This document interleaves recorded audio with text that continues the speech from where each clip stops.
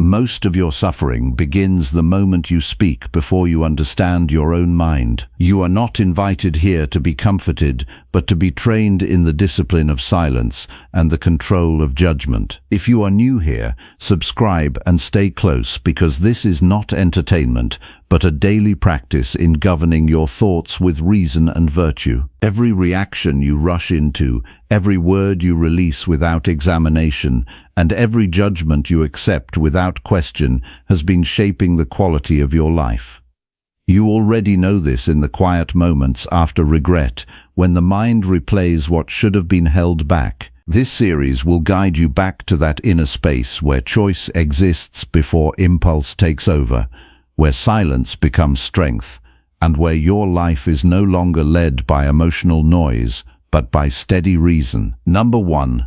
Guard your tongue before your emotions seize your judgment. Before you speak again, stop. Not after the words are already in the air. Not after the damage is done. Stop before the first careless sentence escapes your mouth and reveals that your mind is being dragged around by feeling instead of guided by reason. Most people believe their problem is that they feel too much. That is not the real problem. The real problem is that they speak too fast, judge too fast, and obey the first heat that rises in them. They call that honesty. It is not honesty. It is weakness without reflection. It is a mind that has handed the keys to anger, pride, fear, resentment, and vanity. You must understand this clearly. Your tongue is never the first cause of trouble. It is the final witness to a disorder already living inside you. When you speak in haste, you are not simply making noise. You are declaring that your judgment has already been captured. The mouth follows the mind. The mind follows the impression. The impression follows the habit of your soul. So if your words are sharp, reckless, bitter, or defensive, do not pretend the fault began with the other person. The fault began earlier, in the instant you accepted the impression without examining it. You believed that what happened to you was an injury. You believed that the insult you heard was a reason to lose yourself. You believed that the discomfort you felt required immediate reaction. This is where freedom is lost, not in the event itself, in the assent you gave to it. A disciplined person does not ask, "What do I feel?" first. He asks, "What is this? Is it in my power? Does it belong to virtue or to vanity? Will speaking now improve my character or expose my weakness?" That question changes everything. A man who learns to ask it has begun to live. A man who never asks it remains a servant to every passing mood. He may appear strong because he shouts loudly. He may appear certain because he answers quickly, but inwardly he is unstable, easily provoked, and ruled by whatever enters the room. He is like a door left open in a storm. Guard your tongue.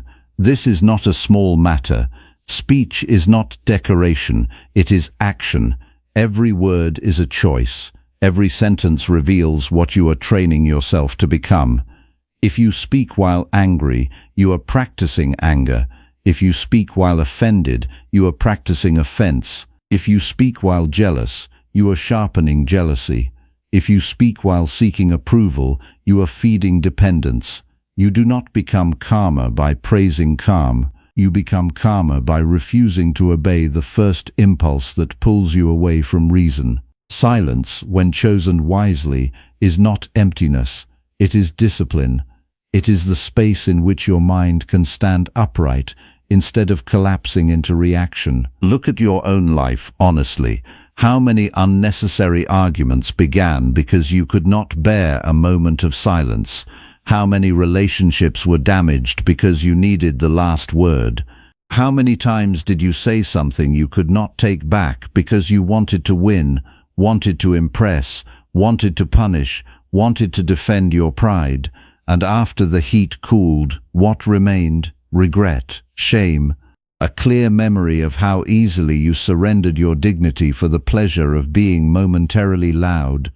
That is the price of undisciplined speech. It is always higher than the price of silence. Silence is hard because it forces you to face yourself. When you stop talking, you can no longer hide behind performance. You can no longer cover weakness with volume. You can no longer fake confidence with quick replies. Silence strips away the costume and leaves you alone with your judgment. Many people avoid this. They keep speaking not because they have something worth saying, but because stillness makes them uncomfortable. They fear what they will notice if they remain quiet. They fear the unrest within. They fear the truth that their irritation is bigger than they admit. They fear the possibility that they are not as controlled as they pretend. So they fill the air with words, but filling the air is not filling the soul. The work begins before speech. The moment an offense reaches you, do not answer it at once. Stand between the impression and your response. That small distance is where freedom lives. A rude comment is not yet your enemy. A disagreement is not yet your disgrace. A misunderstanding is not yet your burden unless you choose to carry it as one.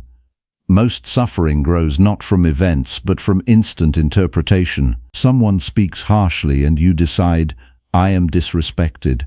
Someone ignores you and you decide, I am nothing. Someone criticizes you and you decide, I must defend myself now. These are judgments, not facts. Learn the difference and you will begin to govern your life. When emotion rises, do not ask it for advice. Emotion is a signal, not a ruler. It can tell you that something is stirring, but it cannot tell you what is true. If anger rises, do not become anger's mouthpiece. If fear rises, do not become fear's servant. If pride rises, do not let it dictate your next sentence. Pause, breathe, wait. A pause is not weakness. It is a test of command. In that moment, ask whether your response would serve justice, self-respect, and the good of the whole. If the answer is no, remain silent. There is no shame in silence. There is shame only in surrendering your reason to a momentary fire. You may think silence makes you passive. It does not. It makes you selective. The person who speaks only when necessary becomes far more effective than the person who speaks constantly. The undisciplined man wastes his force on every irritation. The disciplined man saves his strength for what matters. He does not reply to every insult. He does not enter every quarrel. He does not explain himself to every fool. He does not spend his breath proving his worth to people who have not earned his attention. He knows that not every provocation deserves a response. Some things deserve dismissal, some deserve patience, some deserve a calm correction, some deserve nothing at all. This is where pride must be challenged. Pride loves to speak first. Pride wants to answer every slight because it cannot tolerate the possibility of being overlooked. Pride believes silence means surrender. It does not understand that silence can be an assertion of rule over oneself. To remain quiet while insult burns inside you is not easy. It reveals whether you are ruled by appearances or by principle.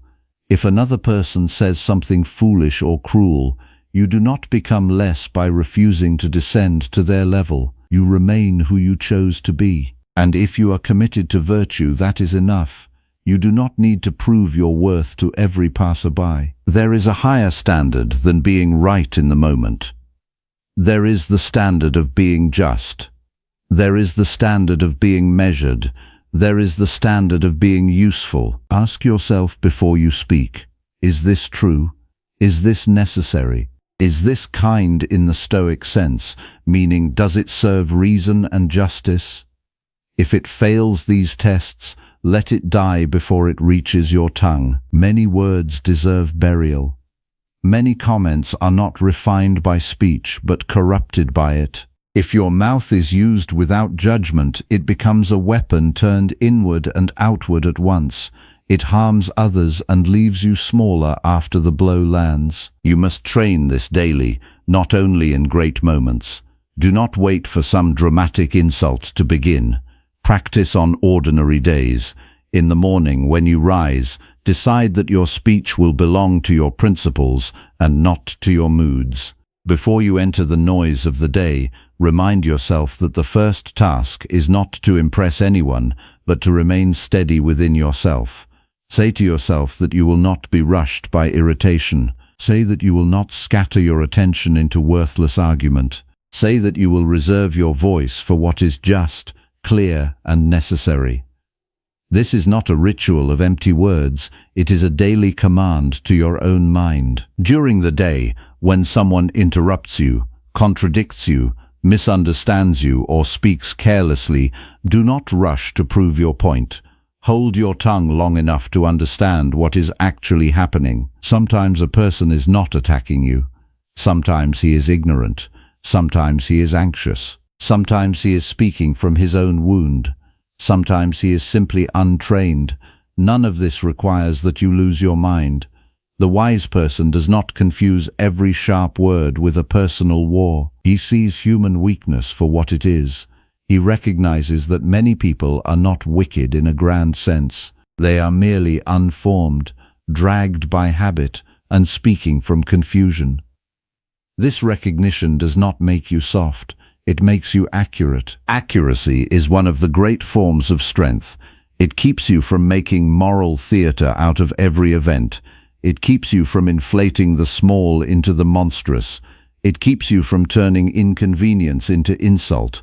Much of human conflict is born from false interpretation. Someone speaks briefly and you decide they are cold. Someone gives feedback and you decide they hate you. Someone disagrees and you decide they disrespect you. Then your body tightens, your voice hardens, and what could have passed without harm becomes a battle that exists only because you fed it. Guard your tongue, yes, but first guard your judgment. Speech will follow. If judgment is clear, speech will be measured. If judgment is corrupt, speech becomes a servant of error. Do not excuse yourself by saying, "That is just how I am." That sentence is a surrender. It declares that your habits are stronger than your reason. It is the language of a man who has mistaken repetition for identity. You are not your habit. You are the one who can observe it, question it, and refuse it. If you have spoken in anger for years, that does not make anger noble. It only means you have practiced it. What has been practiced can be unpracticed. What has been trained can be retrained. Nature gave you reason for this very purpose, to inspect the impulse, choose the action, and live by what is good rather than what is immediate. You may still ask why silence matters so much. Because speech reveals the inner constitution. A loose tongue usually belongs to a loose mind. A careful tongue usually belongs to a careful mind. When a person can hold silence, he shows that he is not enslaved by urgency. He shows that he can bear discomfort without making it everyone else's problem. He shows that he does not need constant discharge to feel alive. There is power in that. Real power, not the brittle power of domination or noise, but the quiet power of self-command. That power changes the way you walk into a room. It changes the way others respond to you. More important, it changes the way you respond to yourself. Stillness is especially important when you are hurt. At those moments, the mind invents stories with alarming speed. It tells you that you have been disrespected, rejected, used, ignored, or diminished. It demands reaction. It wants release. But if you speak while wounded, you often speak from the wound, not from reason. That is why many people say things in anger that they later regret deeply. They were not speaking as rulers of themselves. They were speaking as injuries given a mouth. Do not let that be your pattern. When hurt, go quiet long enough to separate the wound from the judgment. Pain may be present, that is unavoidable. But the conclusion that pain must rule you is optional. This is not a call to become cold. Coldness is another form of disorder. Silence is not meant to make you dead inside. It is meant to make you sober. It gives your soul room to inspect itself. It allows compassion to be guided by wisdom rather than by impulse. It allows firmness without cruelty and patience without weakness. A person who can remain silent when provoked is not empty. He is full of restraint. He is not unmoved because he feels nothing. He is unmoved because he has chosen a better movement. He has chosen reason over reflex. He has chosen character over discharge.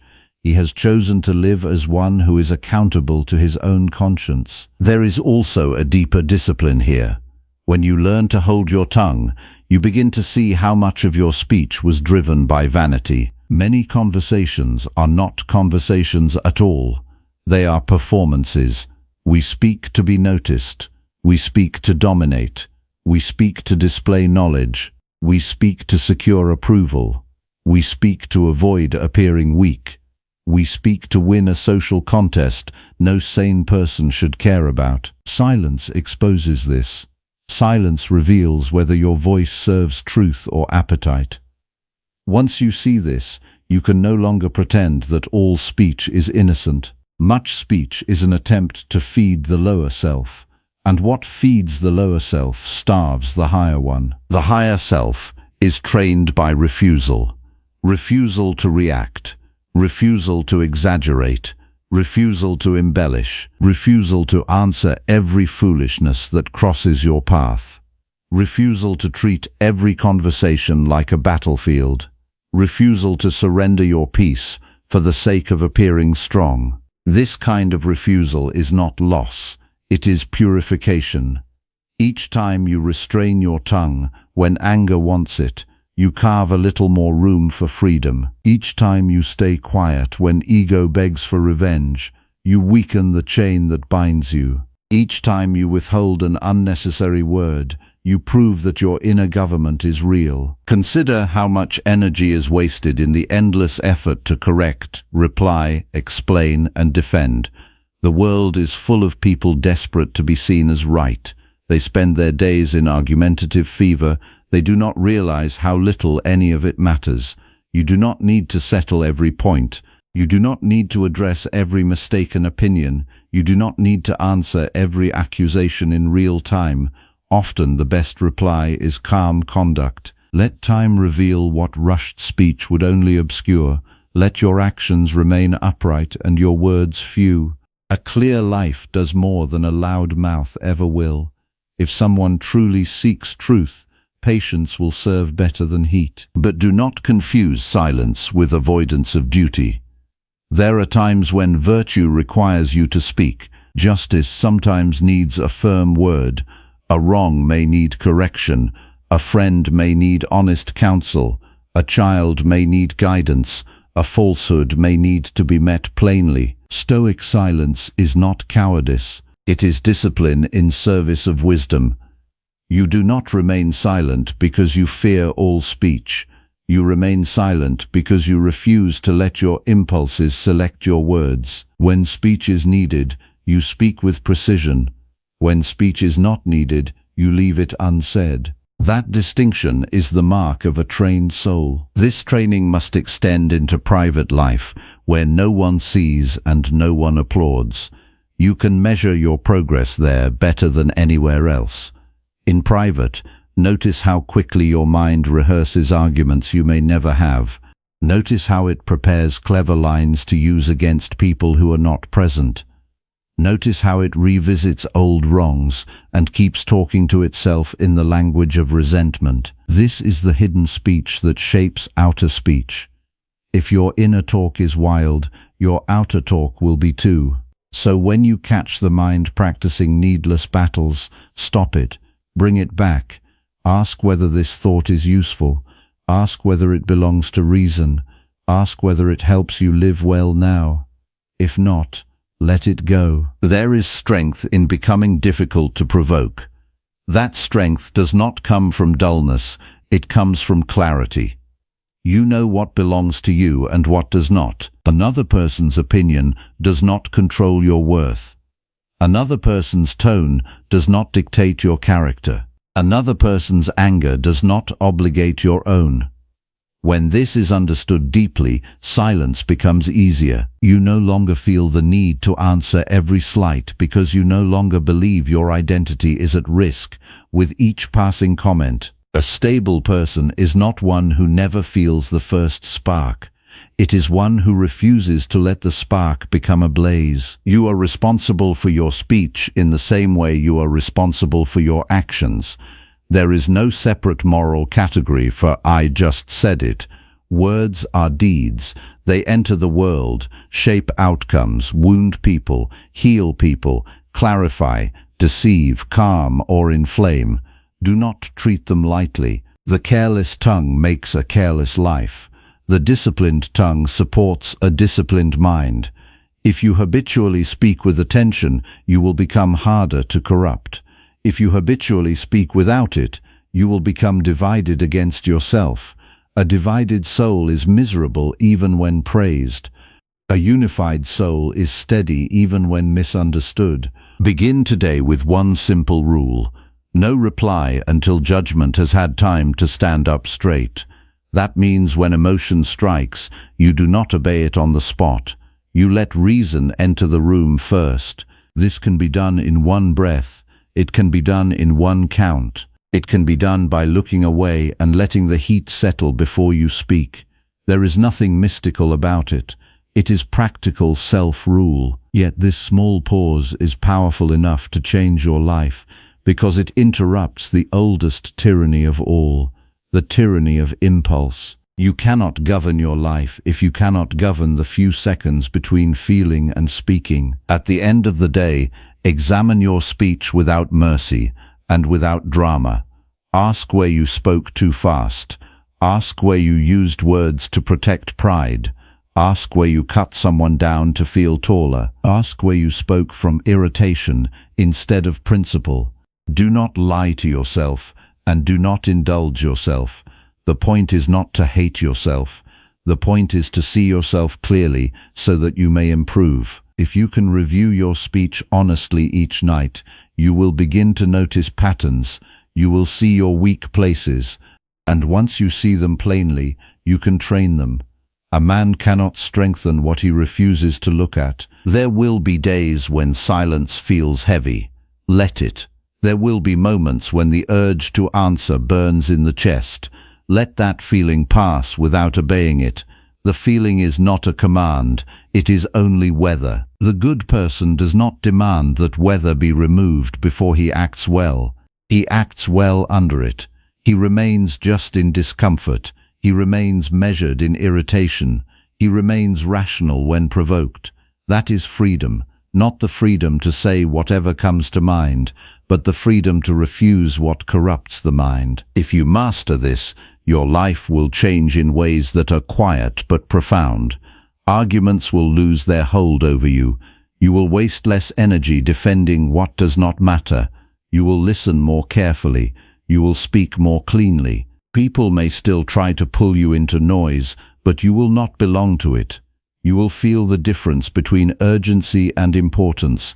You will learn that not every moment requires your voice. Some moments require your restraint. Some require your presence, some require your patience, and some require nothing from you except a calm refusal to be dragged downward. Remember this: the greatest victory is not defeating another person in speech. The greatest victory is refusing to become smaller in order to win. When you guard your tongue, you guard your character. When you guard your character, you guard your peace. When you guard your peace, you become harder to rule from the outside, and when you are no longer ruled from the outside, you can finally begin to live as you were meant to live, by reason, by virtue, and by a clear allegiance to what is good. So when the next insult comes, do not rush to answer. When the next argument begins, do not hurry to be heard. When the next offense rises before you, meet it first with silence and clear judgment. Ask whether your words are necessary or merely emotional. Ask whether your response will improve the situation or only discharge your tension. Ask whether you are about to act like a free person or a captive one. Then choose. Choose the harder thing. Choose the wiser thing. Choose the thing that keeps your soul intact. You do not need more noise. You do not need more excuses. You do not need to keep living as a servant to every passing impulse. You need practice. You need honesty. You need restraint. Start now. Hold the tongue. Examine the mind. Wait before speaking. Let reason lead. Let emotion take its proper place. And when you do speak, let every word come from a soul that has first learned how to be silent. That is where strength begins. That is where peace is protected. That is where a human being stops being dragged by life and starts governing himself. Number 2. Examine every impulse before allowing any word to escape. Before another word leaves your mouth, ask yourself a single question. Who is speaking right now? Is it your reason or is it your first impulse? That answer will determine far more than the outcome of one conversation. It will determine the kind of person you are becoming. Every careless word begins long before it is spoken. It begins in the silent moment when an impression enters the mind and demands immediate agreement. Most people never notice this moment. They move from impression to reaction so quickly that they believe the two are the same. Yet they are not the same. Between what happens and what you choose lies the only place where freedom can exist. If you fail to guard that place, you will spend your life believing that the world controls you, when in truth it is your own unexamined judgments that have held authority over you. Your greatest enemy is rarely another person. It is the habit of accepting every impulse as if it deserves obedience. A passing irritation tells you to answer sharply. You obey. A feeling of embarrassment tells you to defend yourself immediately. You obey. A desire for recognition tells you to speak more than necessary. Again you obey. Then you wonder why peace never remains with you. Peace cannot remain where every impulse is treated like a command. A disciplined mind understands that the first movement within is only an invitation. It has no authority until reason grants it permission. Consider how often you have spoken simply because silence felt uncomfortable, not because wisdom required speech, not because justice demanded an answer, only because your mind could not tolerate waiting. This impatience appears small, yet it shapes entire lives. The person who cannot wait before speaking will struggle to wait before judging. The one who cannot delay judgment will struggle to see reality clearly, and the one who cannot see reality clearly will spend years fighting battles created by imagination rather than necessity. Many people imagine that self-control begins when emotion becomes weaker. The opposite is often true. Self-control begins when you stop expecting emotion to disappear before acting wisely. You may feel anger. You may feel disappointment. You may feel fear. None of these feelings force your next sentence. They simply announce themselves. What follows depends on your discipline. The inner life is not governed by eliminating emotion, but by refusing to surrender authority to it. Notice how quickly your mind invents conclusions. Someone fails to greet you and your thoughts whisper that you have been rejected. Someone questions your opinion and your thoughts insist that you have been insulted. Someone receives praise while your efforts go unnoticed and your thoughts declare that life is unfair. These conclusions arrive dressed as certainty, yet they are only interpretations. They are not facts. A person who never examines these first interpretations becomes a prisoner of stories that were never true to begin with. Reason asks different questions. It does not rush toward accusation. It pauses and examines. Is this event truly harmful, or have I simply judged it that way? Is this person's action within my control? Does my character improve by reacting immediately? These questions slow the mind enough for wisdom to enter. They do not remove difficulty from life. They remove unnecessary confusion from your response to life. The discipline of examining every impulse requires humility because it demands that you admit your first judgment is not always your best judgment. Pride resists this practice. Pride wants certainty before understanding. Pride prefers quick conclusions because they protect the image it has built of itself.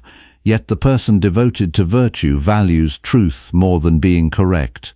Such a person would rather discover an error in his own thinking than preserve a comforting illusion. Every day presents countless opportunities to practice this discipline. Someone interrupts you during a conversation. Your first impulse urges you to interrupt them in return. Instead of obeying, examine the impulse. Ask what purpose it serves. Does it protect justice or only wounded pride? Does it improve your character or merely satisfy irritation? Most impulses lose their force when they are honestly questioned. They survive only when accepted without examination. There is remarkable freedom in discovering that not every thought deserves belief. Thoughts appear constantly. Some are useful, others are careless echoes of habit. If every thought automatically becomes your conviction, your life will be ruled by accident rather than intention. The examined mind treats thoughts as visitors rather than rulers. Some visitors are welcomed, others are politely dismissed. Wisdom lies in knowing the difference. You cannot prevent impressions from arriving. Life will continue presenting praise and criticism, comfort and hardship, agreement and disagreement. These belong to the world outside your command. What remains entirely your responsibility is whether you immediately declare those impressions to be good or bad. That declaration belongs to you alone. This is where your freedom begins. No person can force your judgment unless you willingly surrender it. Much unnecessary conflict begins because people confuse feeling offended with actually being harmed. A harsh remark may reach your ears, yet your character remains untouched unless you abandon it yourself. A careless opinion about you may circulate among others, yet your ability to live with justice, courage, moderation, and wisdom remains available. If another person's words cannot remove your virtue, then they have not taken the most valuable thing you possess. Why then should they receive such power over your peace? The practice of examining impulse becomes especially important when success or praise enters your life. Many imagine that only painful emotions require discipline. Pleasant emotions require equal attention. Approval can intoxicate the mind as easily as criticism can wound it. If you become dependent upon admiration, your speech will slowly lose its honesty. You will begin saying what earns applause rather than what reason recognizes as true. The disciplined person welcomes appreciation without becoming dependent upon it. He measures himself by the condition of his own character rather than the changing opinions of others. Begin each morning by preparing your judgment before circumstances attempt to shape it for you. Before speaking with anyone, remind yourself that unexpected events will come.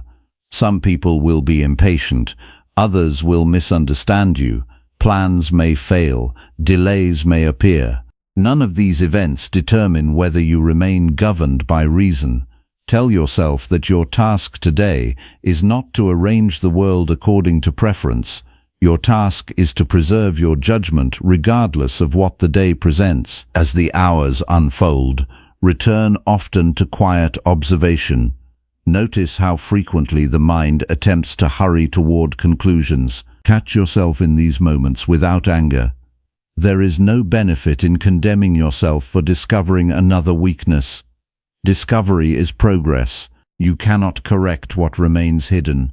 Every impulse you honestly observe loses part of its power because awareness interrupts automatic obedience. When conversation becomes difficult, practice listening beyond your desire to answer. Many people hear only enough to prepare their next reply. They are not listening to understand. They are listening to defend themselves.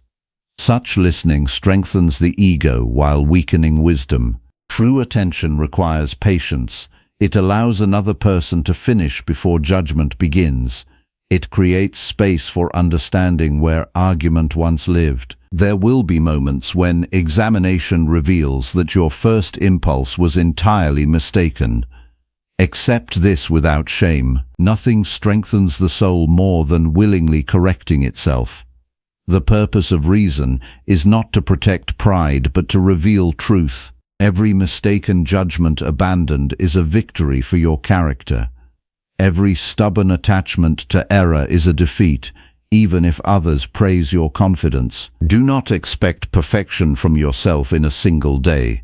The habits governing your reactions were formed through repeated choices. They will be replaced through repeated examination. Each pause before speaking builds a stronger habit.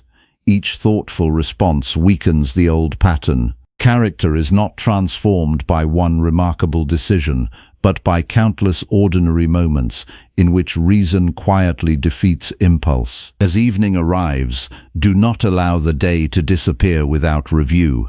Sit quietly and ask yourself where impulse almost governed your speech. Remember the conversations that tested your patience.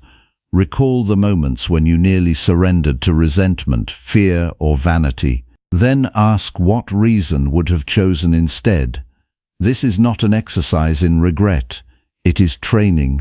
Tomorrow's judgment grows stronger because today's judgment was honestly examined. You may discover that the greatest arguments you experience never leave your own mind.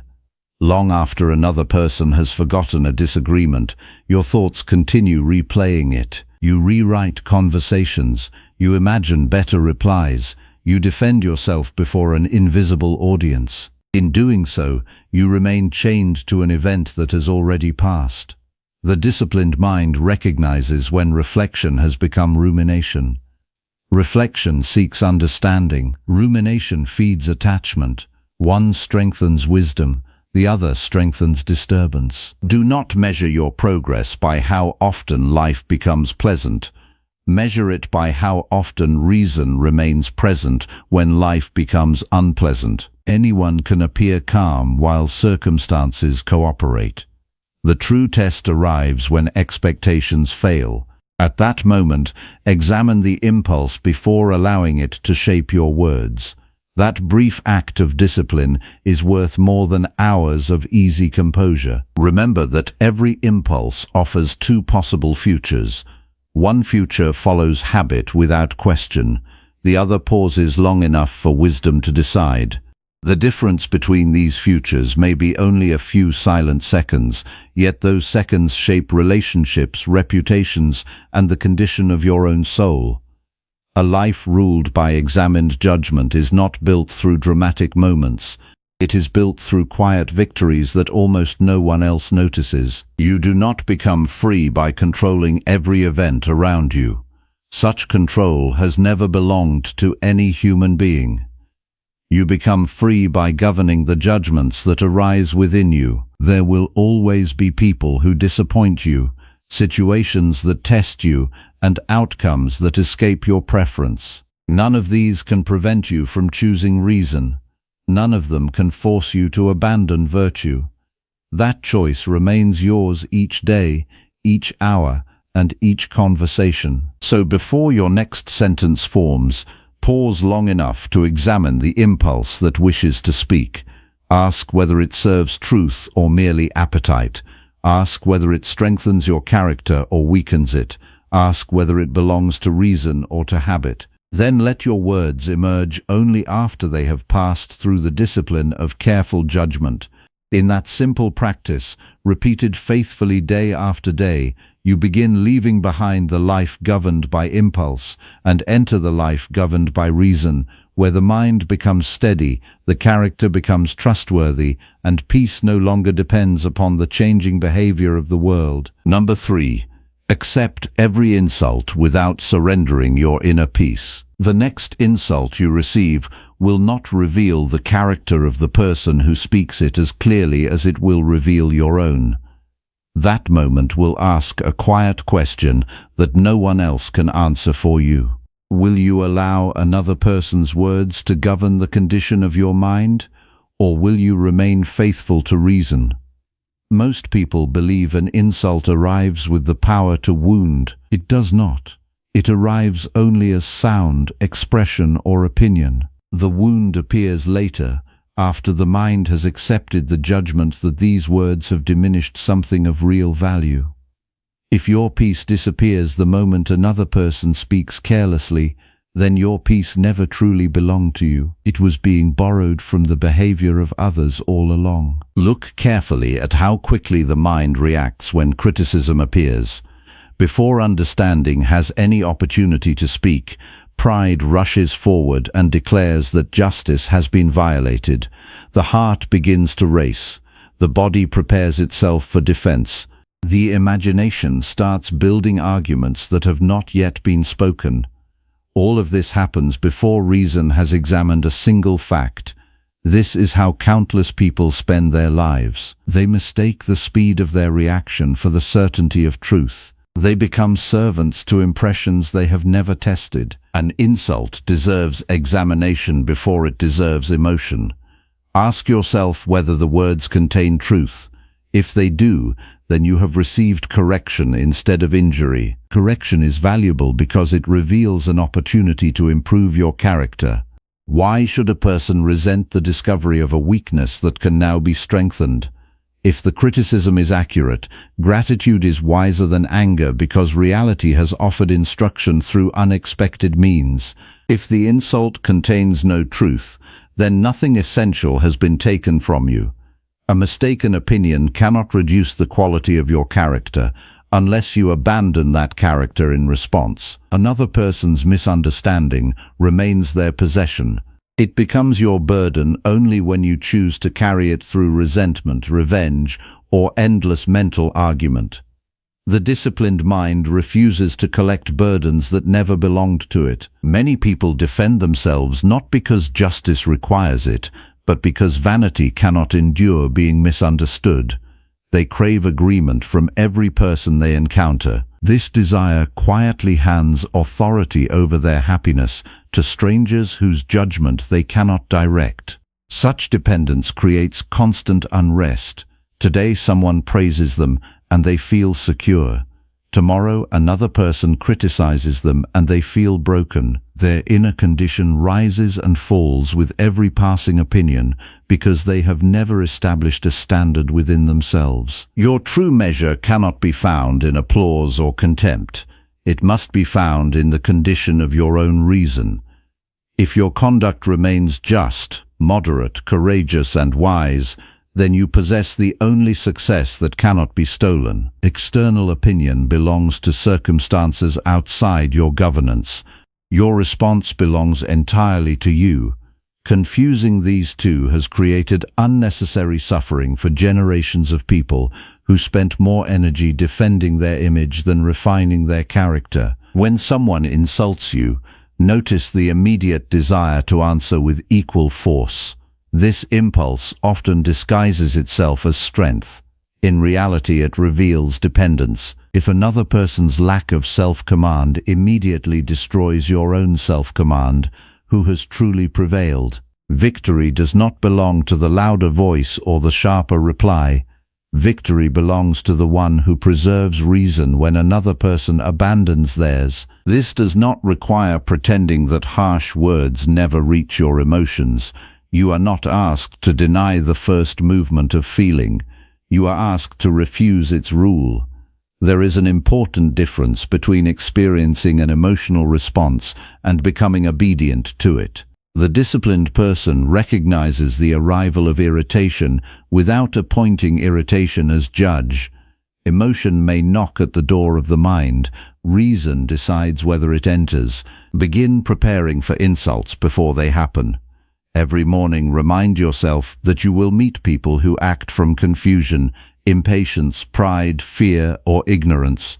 This expectation does not make you suspicious of humanity.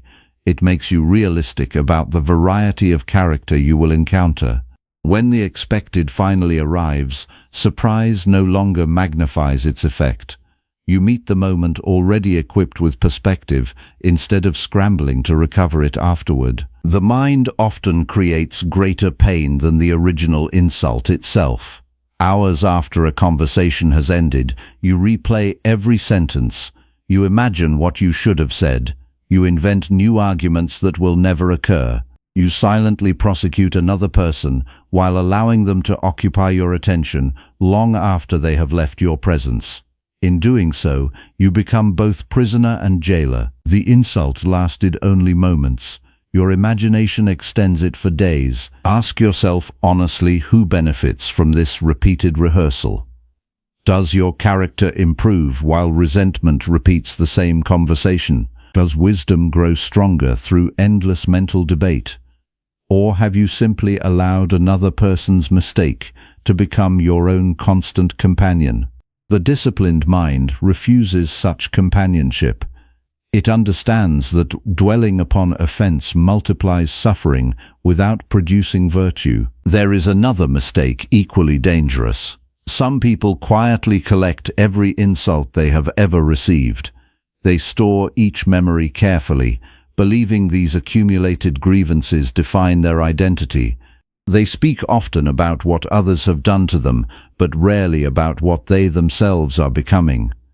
This habit keeps the soul facing backward. A person cannot move steadily toward virtue while constantly carrying an inventory of past offenses. Release does not mean declaring injustice acceptable. It means refusing to allow injustice committed by another person to produce injustice within yourself. If someone acts carelessly, let the fault remain where it originated. Do not transport it into your own character by responding with bitterness, dishonesty, or cruelty. Another person's failure becomes your own only when you imitate it. Notice how much of your anger depends upon expectation. You expect perfect fairness. You expect constant respect. You expect everyone to judge accurately and behave reasonably. Reality repeatedly refuses these expectations, and then you accuse reality of betrayal. A wiser approach begins by accepting that imperfect people will often act imperfectly. Their conduct remains their responsibility. Your conduct remains yours. This distinction protects peace because it keeps responsibility where it belongs. Whenever criticism arrives, separate the event from the interpretation. The event consists of words spoken by another person. The interpretation consists of everything your mind immediately adds. It tells you that your reputation has been destroyed, your value has been questioned, or your future has been damaged. These additions usually create far greater disturbance than the original event itself. Learn to identify them before accepting them as truth. Sometimes another person speaks harshly because they themselves are suffering. Their frustration seeks an outlet. Their disappointment searches for someone to blame. Their fears disguise themselves as aggression. Understanding this does not excuse harmful conduct, but it prevents you from imagining that every insult is a careful judgment of your worth. Many insults reveal more about the speaker's condition than about the person being addressed. This perspective invites compassion without sacrificing discernment. You may recognize another person's inner disorder while still refusing to imitate it. Compassion does not require agreement. It requires understanding that human beings frequently act beneath the guidance of reason. If you respond by abandoning your own reason, you merely increase the amount of disorder already present. Train yourself to value improvement above reputation. Reputation exists largely in the minds of other people. Improvement exists within your own character. Reputation may rise or fall without your consent. Improvement depends upon your daily choices. If your attention remains fixed upon what others think, your peace will remain uncertain. If your attention returns consistently to virtue, stability becomes possible because your effort belongs entirely to you. Practice responding to criticism with inward examination before outward speech. Ask whether there is something useful hidden beneath unpleasant delivery. Even a poorly expressed observation may contain valuable truth. Pride rejects useful advice because it arrives through imperfect hands. Wisdom extracts what is beneficial regardless of its source. The disciplined person does not ask whether correction feels comfortable. He asks whether it brings him closer to living well. There will also be moments when silence serves reason better than explanation. Not every misunderstanding requires immediate correction. Not every accusation deserves your attention. Sometimes the strongest demonstration of character is continuing to live according to principle without demanding universal approval. A life consistently governed by virtue eventually speaks with greater authority than endless self-defense. Guard yourself against the desire for revenge disguised as justice. Revenge seeks emotional satisfaction. Justice seeks what is right. The difference matters deeply. A mind pursuing revenge becomes chained to the very person it claims to oppose. Every thought revolves around repayment.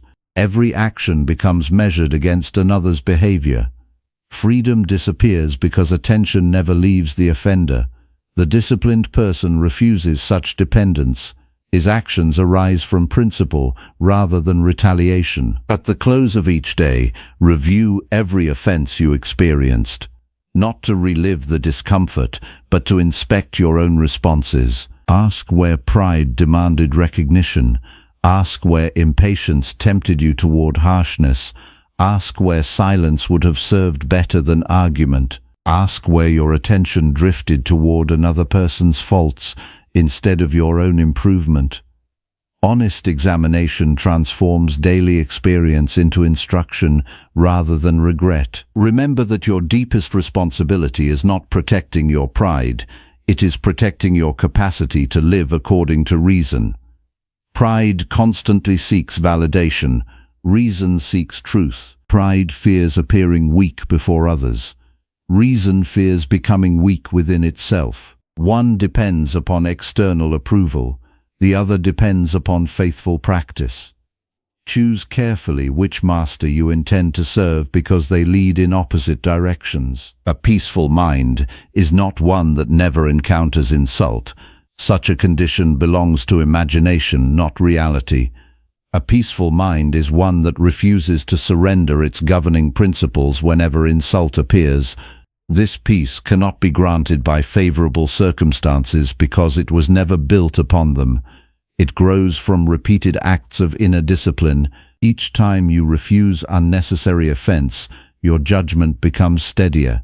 Each time you reject resentment, your freedom expands. You will discover that the greatest protection against insult is not a sharper argument, but a stronger character.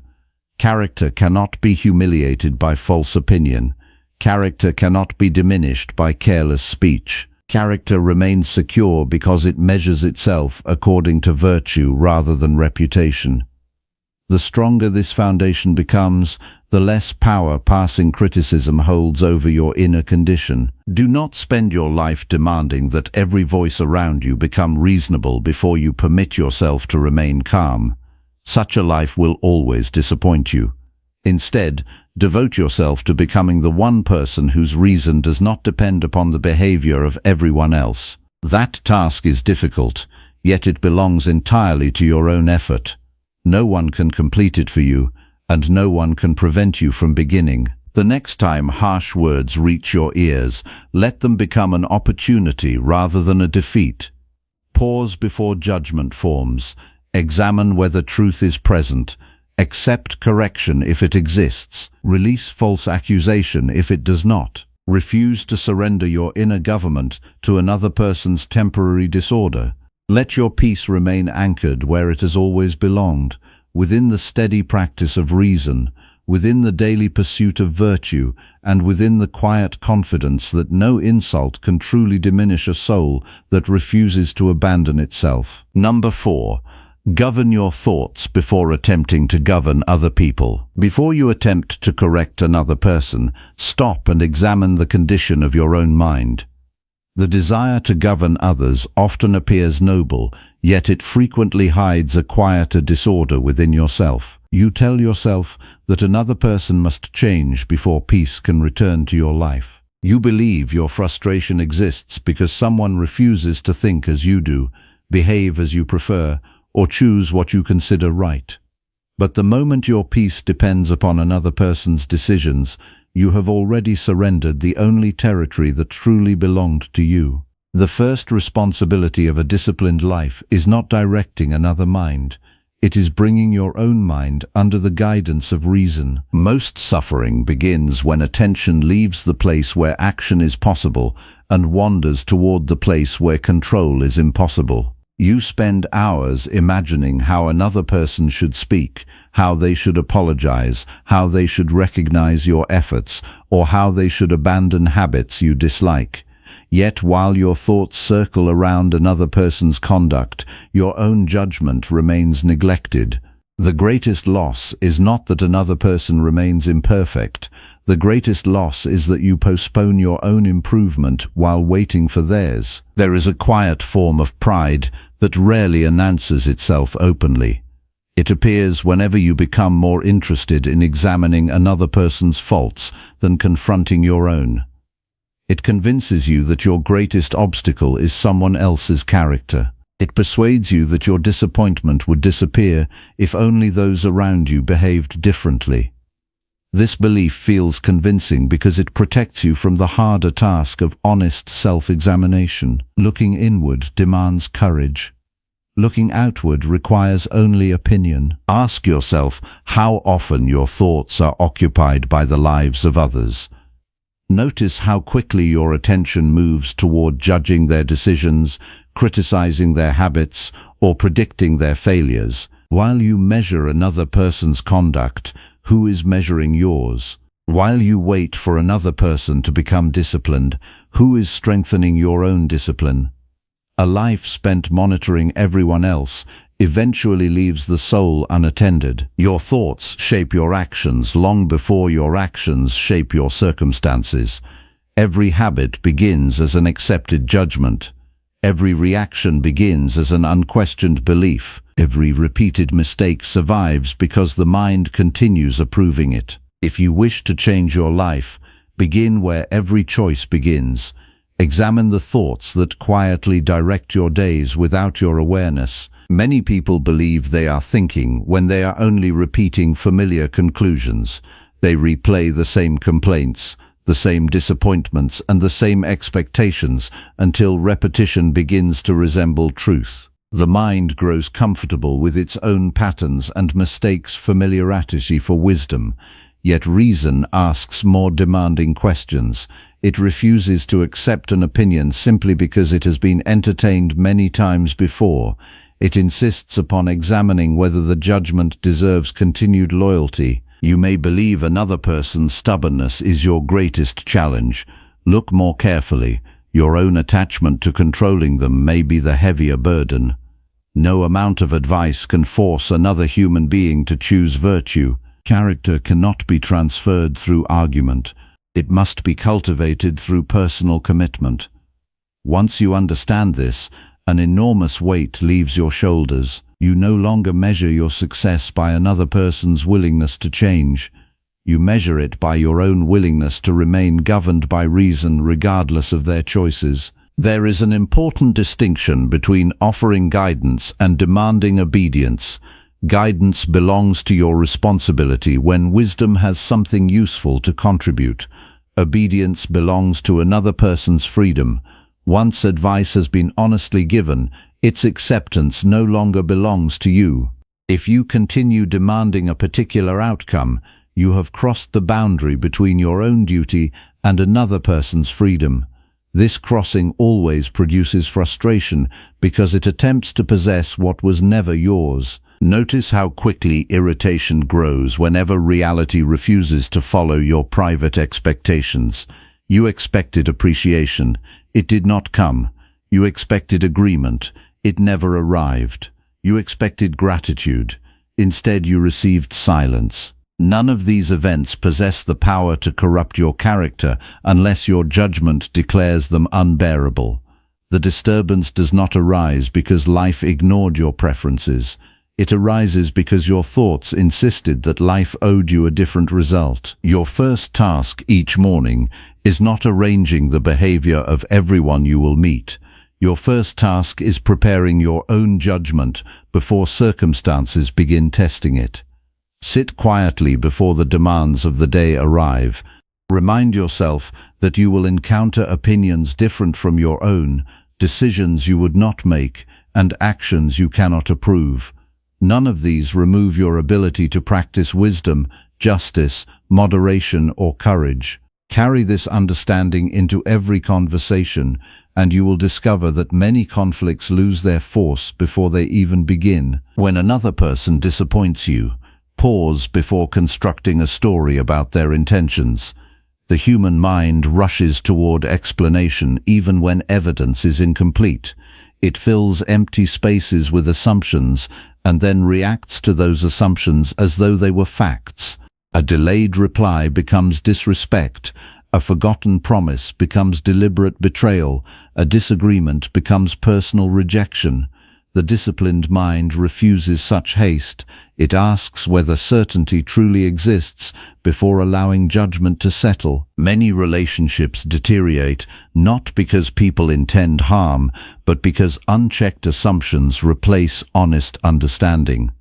You cannot govern another person's inner motives because you cannot fully see them. You can only govern the fairness with which you interpret their actions. That responsibility remains entirely your own. Train yourself to observe your thoughts with the same seriousness that you observe your outward conduct. Most people regret words spoken in anger while ignoring the angry judgments that produced those words. They attempt to change behavior without examining the thinking that continually recreates it. This approach cannot succeed for long.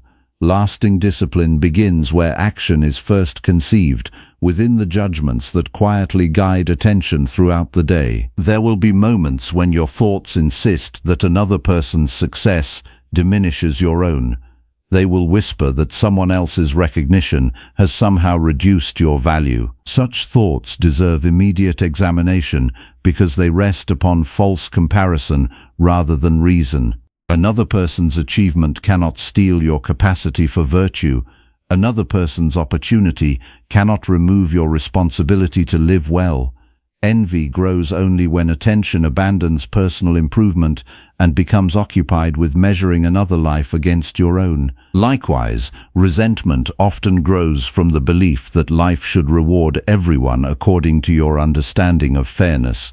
Yet the world has never promised such an arrangement.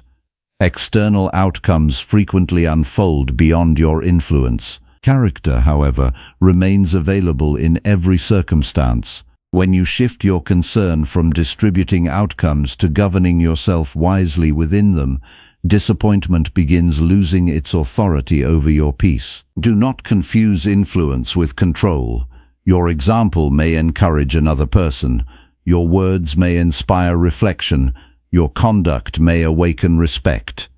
Yet even the finest example cannot compel another soul to choose what is good. Once you accept this limitation, you become a more patient teacher, a calmer parent, a wiser friend, and a steadier companion. You no longer burden every relationship with demands that no human being has the power to fulfill. Practice returning your attention whenever it wanders into another person's responsibilities. If someone refuses to act wisely, ask instead whether you are acting wisely.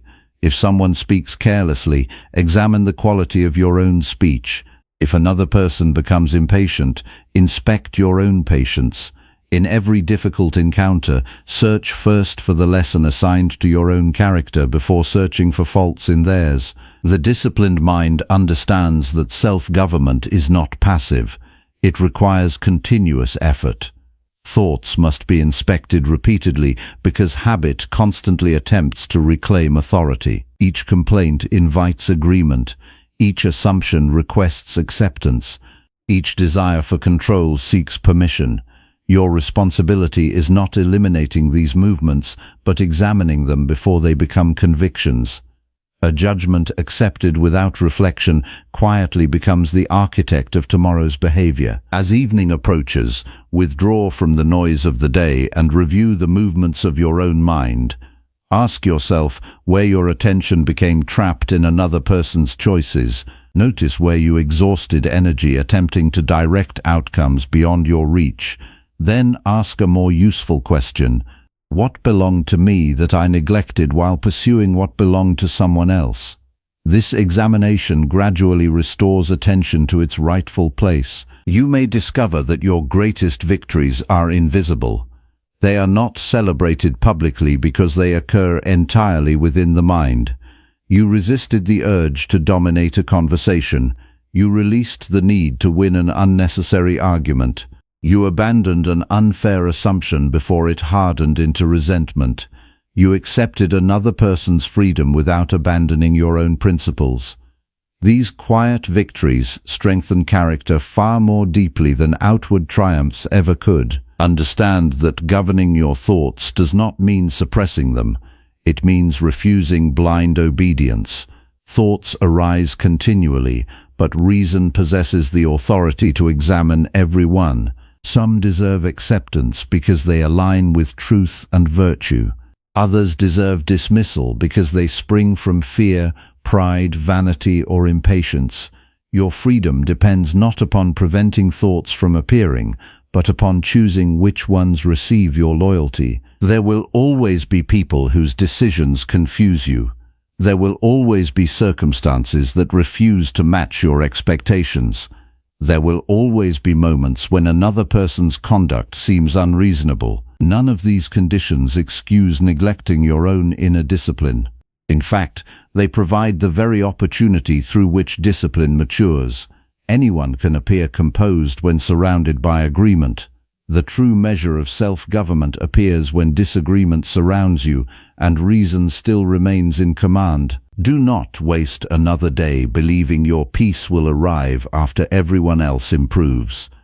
That day will never come because human beings will always remain imperfect, including yourself. Instead, devote your effort to the one task permanently placed within your care. Govern your judgments with honesty. Govern your desires with moderation. Govern your speech with wisdom. Govern your actions with justice. As this inner government grows stronger, your need to govern others steadily weakens. Eventually, you will notice a remarkable change. Other people's behavior no longer determines the direction of your day. Their praise no longer inflates your pride. Their criticism no longer unsettles your purpose. Their failures no longer tempt you toward superiority. Their success no longer awakens envy. Your stability begins resting upon something far more reliable than external events. It rests upon the daily practice of examining your own thoughts before expecting the world to satisfy them. This is where genuine freedom begins, not in possessing authority over countless people, but in possessing steady authority over yourself. A mind governed by reason cannot be easily manipulated by praise, provoked by disagreement, or distracted by comparison. It remains faithful to virtue because it has learned that the only life worthy of command is the one unfolding within its own character. Guard that inner government with unwavering attention, for every outward action you will ever take is first decided in the quiet court of your own thoughts. Number 5. Restrain every reaction until reason firmly takes command. The greatest mistakes of your life were likely not planned. They were reactions. They happened in moments when thought surrendered its place to impulse, and reason was pushed aside by urgency. A careless reply, an angry decision, a promise made from excitement, a harsh judgment spoken in frustration, a complaint offered without reflection. These moments seem small while they unfold, yet they quietly shape the direction of entire years. The disciplined life begins when you finally understand that your first reaction is not your truest self. It is only the first movement within you. Whether it becomes your action depends entirely upon what you choose next. Every event that enters your life arrives without your permission. A delay appears. A person disappoints you. An unexpected loss interrupts your plans. Someone misunderstands your intentions. Another person speaks unfairly about you.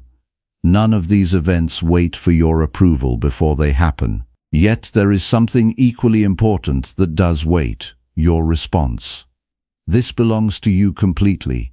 Between what happens and what you do stands the one place where your freedom can never be taken unless you willingly abandon it. Most people never notice this space because they have trained themselves to move too quickly. An uncomfortable feeling appears, and they immediately obey it.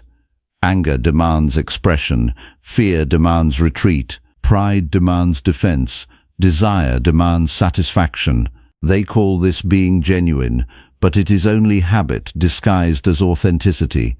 A person who reacts automatically is not expressing freedom, he is displaying conditioning. His life is directed by whatever emotion arrives first. Reason does not ask you to become without feeling. Such a goal belongs neither to wisdom nor to human nature. Feelings arise naturally because you are a human being living among changing circumstances. The task is not preventing their arrival. The task is preventing them from becoming rulers. A disciplined mind acknowledges emotion without immediately granting it authority. It listens without submitting. It observes without surrendering judgment. Notice how often your reactions begin long before you recognize them. Your body tightens before your thoughts become clear. Your voice changes before your understanding deepens. Your imagination races ahead of reality and starts constructing conclusions that have not yet earned belief. This is the moment that deserves your greatest attention. If you learn to recognize the beginning of reaction, you interrupt its power before it becomes action. The first practice is simple yet demanding. Whenever something disturbs your peace, refuse to answer immediately. Delay is not weakness. Delay is respect for truth. A reaction delivered too quickly usually serves emotion more faithfully than reason. Give your judgment time to awaken. Allow your mind to separate what has actually happened from the story your thoughts immediately begin creating around it. Many people spend their lives responding not to events, but to interpretations they invented within seconds. Someone arrives late and they conclude they have been disrespected. A message goes unanswered and they assume rejection. An opportunity disappears and they declare themselves unfortunate. They react to conclusions that were never carefully examined. Their suffering grows because imagination has become more influential than reality. Learn to question your first interpretation with quiet discipline. Ask whether the event truly deserves the meaning you have assigned to it. Ask whether certainty exists or whether assumption has quietly taken its place. Ask whether another explanation remains possible. The disciplined mind refuses to imprison itself inside conclusions reached without sufficient evidence. It waits until reason has completed its work. There is another danger hidden inside immediate reaction. Every time you obey an impulse without examination, you strengthen its influence over future choices. Habits are formed through repeated permission. If anger repeatedly receives your agreement, anger becomes easier to follow tomorrow. If impatience constantly directs your speech, impatience gradually becomes part of your character. The soul is shaped by what it repeatedly obeys. Every reaction is therefore a lesson you teach yourself. Character is not determined during peaceful moments when nothing opposes your preferences. Character becomes visible when circumstances challenge your comfort. Anyone can appear composed while events unfold according to expectation. The true examination begins when life refuses your plans. At that moment you discover whether reason truly governs your conduct or merely accompanies you while conditions remain pleasant. Prepare yourself before such moments arrive. Every morning remind yourself that today will contain interruptions, misunderstandings, disappointments, and uncertainty. Do not make this reflection to invite discouragement. Make it so your mind enters the day already expecting opportunities to practice discipline. What is expected does not surprise you as deeply. When difficulty appears, you recognize it as the very field upon which character is strengthened. When another person's behavior disturbs you, remember that their actions belong to them while your response belongs to you. This distinction appears simple, yet entire lives become disordered because it is forgotten. You cannot decide another person's honesty, patience, gratitude, or wisdom. You can decide whether your own conduct remains faithful to reason despite what they choose. The moment you stop demanding authority over another person's character, you recover authority over your own. Many reactions are born from hidden expectations that were never questioned. You expected appreciation after your effort. You expected fairness after your sacrifice. You expected loyalty after your kindness. These expectations may appear reasonable, yet reality does not promise their fulfillment. When expectation hardens into entitlement, disappointment becomes inevitable. A wiser path accepts that external outcomes remain uncertain, while inner conduct always remains available. Practice observing your expectations before they transform into frustration. Whenever disappointment appears, ask yourself what you believed the world owed you. Examine whether this belief rested upon reality or merely preference. You will often discover that your distress came not from the event itself, but from demanding that life unfold according to your private design. There is remarkable strength in becoming slower than your impulse. The world encourages immediate expression. It praises instant opinion and rapid response. Yet speed rarely improves judgment. Truth does not fear patience. Justice does not require haste. Wisdom becomes clearer when the noise of immediate emotion settles. The disciplined person values accuracy above urgency because he understands that one thoughtful action accomplishes more than many impulsive ones. This discipline extends beyond speech into every important decision. Do not commit yourself while excitement clouds your judgment. Do not abandon responsibility while fear dominates your imagination. Do not make permanent choices in temporary emotional conditions. The mind changes as emotions rise and fall, but reason seeks what remains steady through both success and hardship. You will sometimes feel pressure from others to react before reflection has finished its work. They may demand immediate answers, immediate agreement, or immediate resistance. Resist this pressure with calm confidence. A hurried response may satisfy another person's impatience while violating your own commitment to wisdom. You owe reason more loyalty than you owe speed. As you continue this practice, you will begin noticing the quiet signals that precede impulsive action. Irritation appears first as tension. Pride first seeks recognition. Fear first narrows your attention. Envy first compares your life with another's. Learn these signals well. They announce the arrival of thoughts requiring careful examination rather than immediate obedience. Do not become discouraged when you discover how frequently your mind reacts automatically. Awareness itself marks the beginning of progress. A person cannot correct what remains invisible. Each time you recognize an impulse before acting upon it, you weaken its authority. Every moment of observation strengthens the part of you capable of choosing, instead of merely reacting. Another valuable discipline is learning to separate inconvenience from genuine harm. Much of what provokes strong reaction merely disrupts comfort rather than damaging character. A delay alters your schedule but not your virtue. A criticism challenges your pride but not your integrity. An unexpected obstacle changes your plans but not your ability to act justly.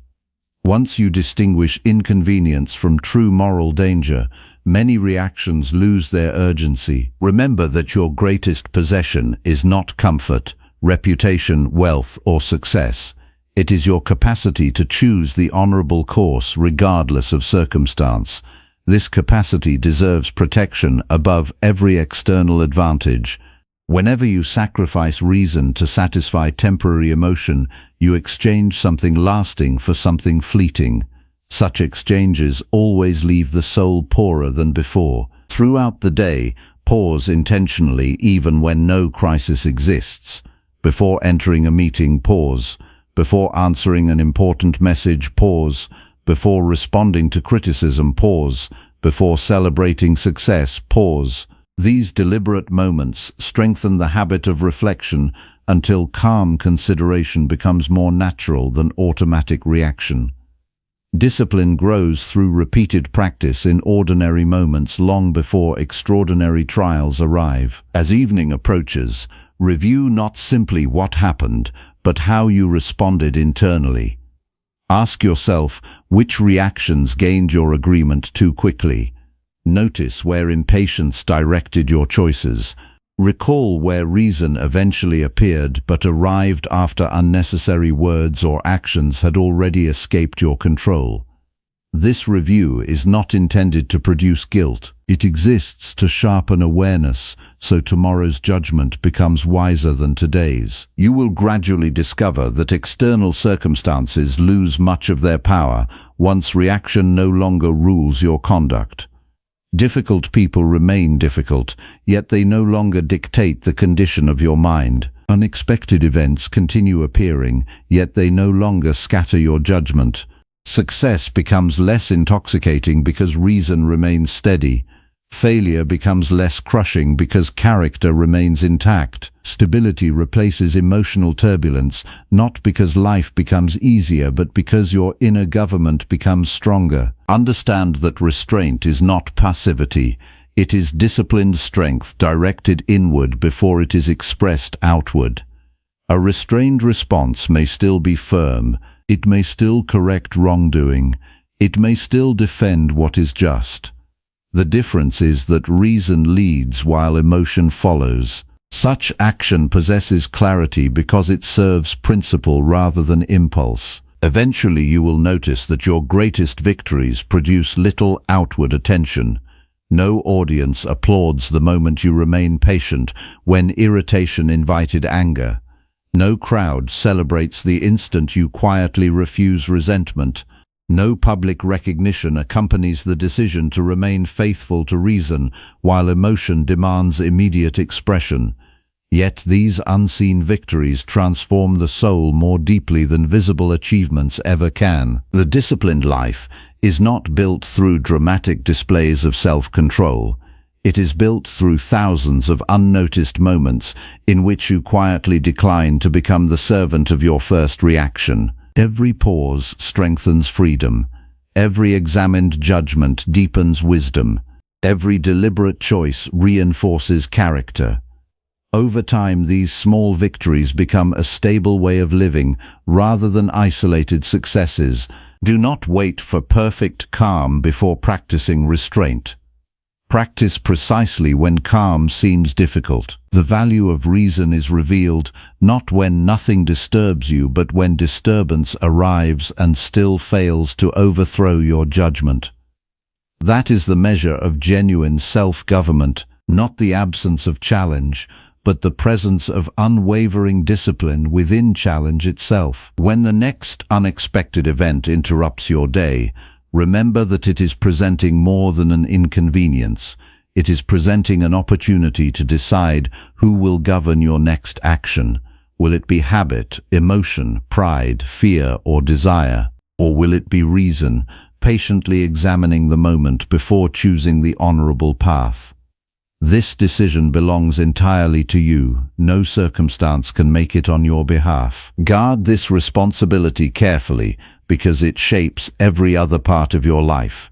Relationships become steadier when reactions no longer dominate them. Work becomes more purposeful when judgment replaces impulse. Peace becomes more dependable when circumstances lose their authority over your inner condition. The world around you will continue changing beyond your command, but your capacity to meet each moment with thoughtful discipline can grow stronger every day. Restrain every reaction until reason firmly takes command, and you will discover that the greatest mastery is not over events, but over yourself. Number 6. Endure uncomfortable silence because wisdom never demands immediate speech. Silence tests you in ways that conversation never can. The moment words stop, your mind begins revealing what has been hidden beneath constant speaking. Many people believe silence is merely the absence of sound. It is something far more demanding. It is the place where your judgments become visible before they are disguised by explanation, defense, or persuasion. If you cannot remain at peace during a brief moment of silence, then your unrest does not come from other people. It comes from the condition of your own mind. The disciplined life begins when you stop treating silence as something to escape and begin treating it as a teacher that exposes every corner of your inner character. Notice how quickly you reach for words whenever discomfort appears. Someone criticizes you, and you feel an immediate urge to defend yourself. A conversation becomes awkward, and you rush to fill the empty space. Another person misunderstands your intentions, and you believe your worth depends upon correcting their opinion without delay. These habits seem ordinary because they have been practiced for years, yet they reveal something important. They reveal a mind that fears waiting more than it values wisdom. A person ruled by this habit speaks not because speech is necessary, but because silence feels unbearable. Reason never competes with urgency. It never demands immediate expression. It examines first. It observes carefully. It separates appearance from truth before choosing a response. Yet most people reverse this order. They react first and examine later, often after the consequences have already reached beyond their control.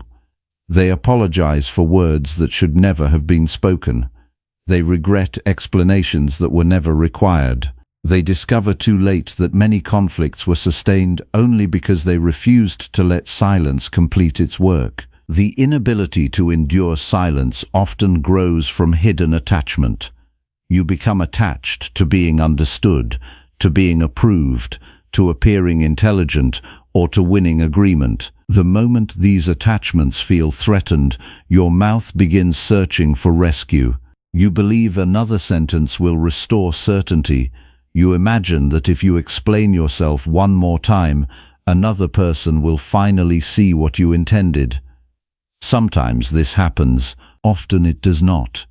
Your peace cannot depend upon achieving perfect understanding from every person you meet. That outcome has never belonged to your authority. Ask yourself honestly why you feel compelled to speak. Is it because justice requires your voice, or because pride fears being overlooked? Is it because truth depends upon your words, or because your image depends upon another person's opinion? These questions are uncomfortable because they reveal motives hidden beneath familiar habits. Many conversations that appear noble are quietly directed by vanity. Many arguments continue long after wisdom has already departed because the desire to prevail has replaced the desire to understand. Silence strips away these disguises. It leaves you alone with your intentions. In that quiet space you discover whether your next sentence serves virtue or merely protects your ego. This discovery is one of the greatest gifts available to a disciplined mind. Without silence, motives remain mixed together. With silence, they become easier to distinguish. You begin recognizing when your words seek truth and when they merely seek victory. There is a common mistake that keeps many people restless throughout their lives. They believe every misunderstanding must be corrected immediately. They imagine that every false opinion requires an answer. They assume every criticism deserves explanation. Yet another person's judgment belongs to them, not to you. Your responsibility lies in living honorably, not in controlling every conclusion formed by another mind. Once you understand this distinction, much unnecessary speech falls away. This does not mean abandoning responsibility when speaking is required. Justice sometimes calls for clear instruction. Honest relationships require truthful conversation. Duties must still be fulfilled with sincerity and courage. The difference lies in the source from which speech arises. When wisdom leads, words become measured and purposeful. When impatience leads, words become crowded with unnecessary defense, exaggeration, and emotional urgency. Learn to welcome the pause before responding. That brief silence is not empty.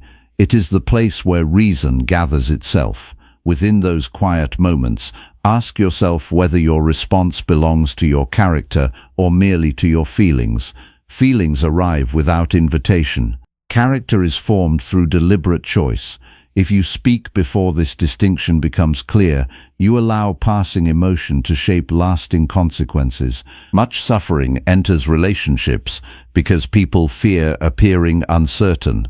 They rush to answer questions before understanding them fully.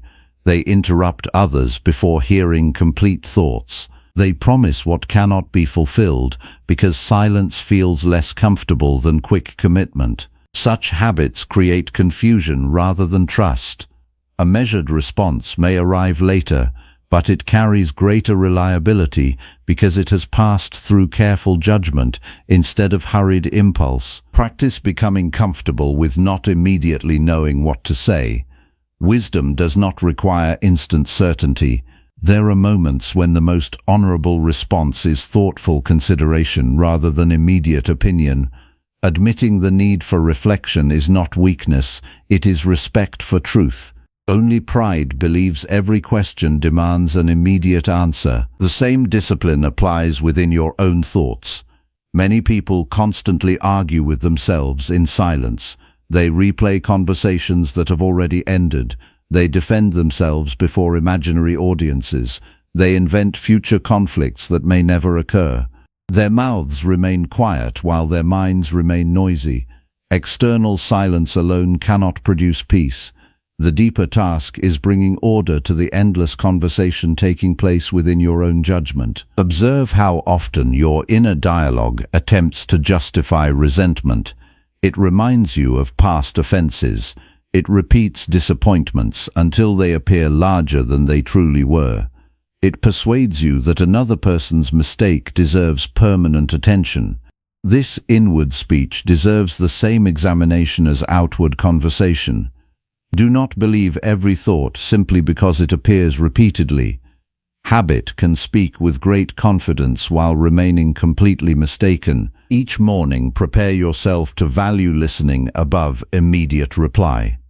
Before entering the demands of the day, remind yourself that understanding another person requires patience. Promise yourself that you will hear complete thoughts before forming conclusions. Resolve that your words will follow examination rather than interrupt it.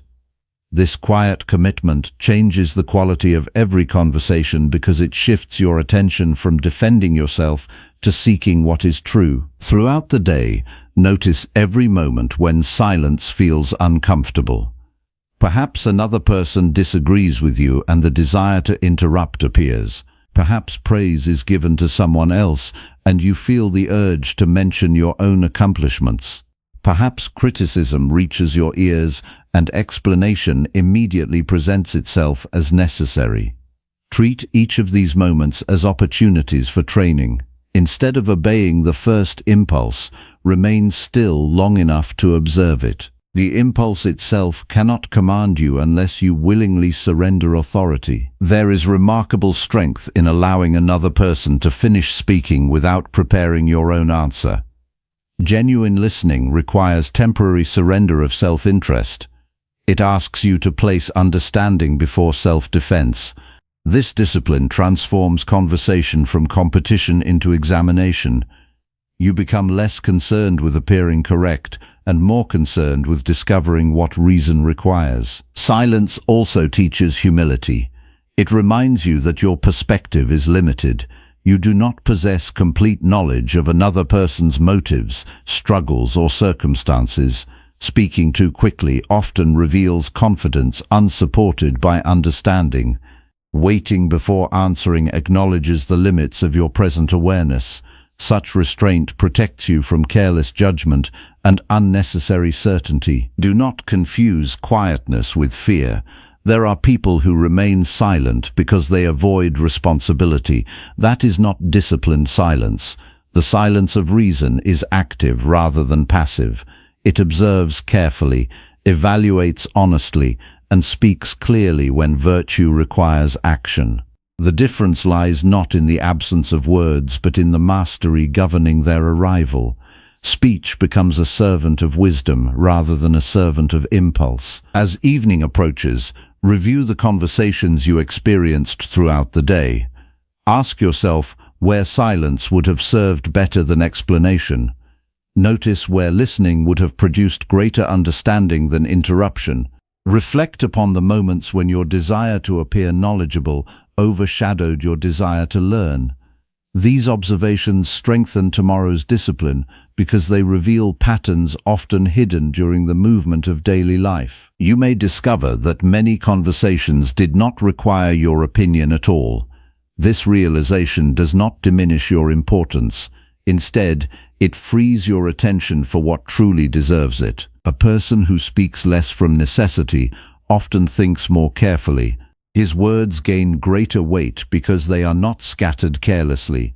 Others begin trusting his speech because they know it has not been rushed into existence. There will always be moments when silence feels uncomfortable. Another person's misunderstanding may remain unresolved.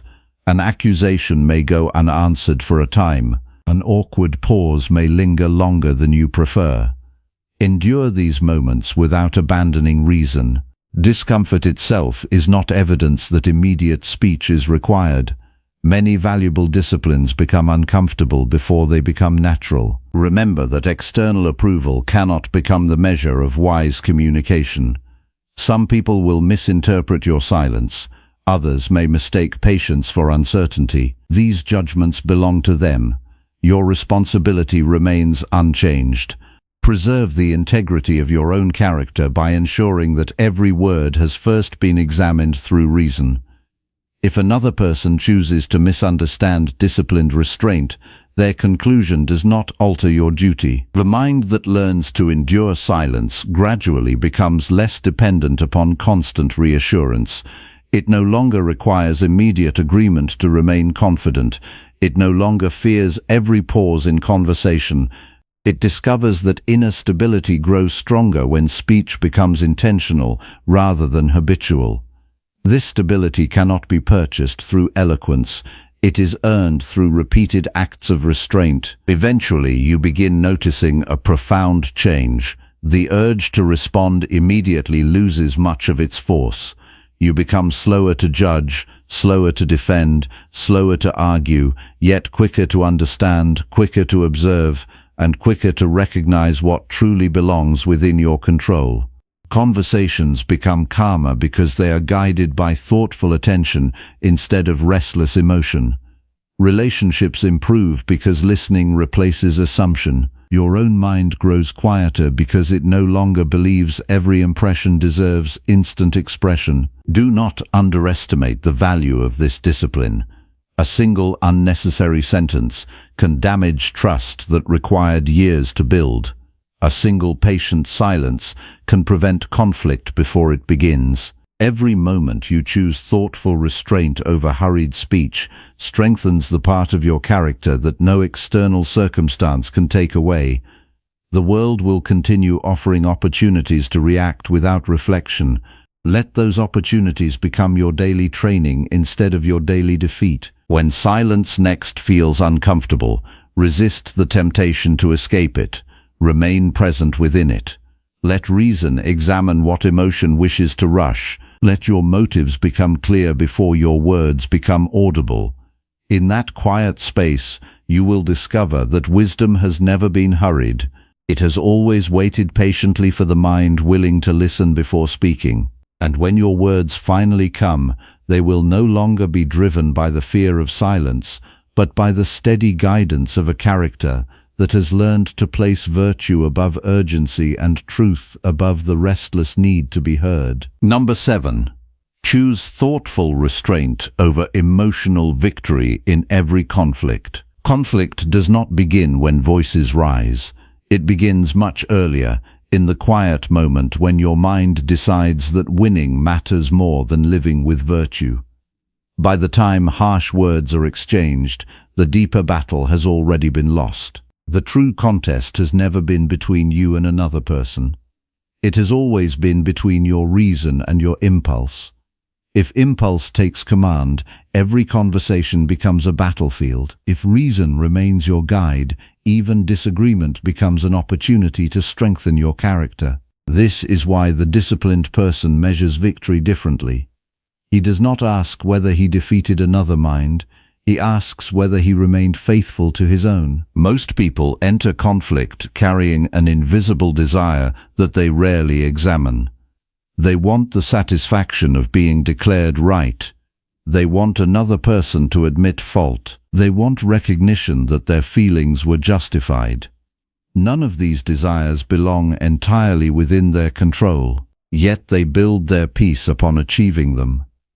When these expectations remain unmet, anger grows stronger, resentment settles deeper, and the conflict continues long after the conversation has ended. The suffering does not arise because disagreement exists. It arises because the mind has attached its well-being to an outcome it cannot command. Look honestly at your own experience.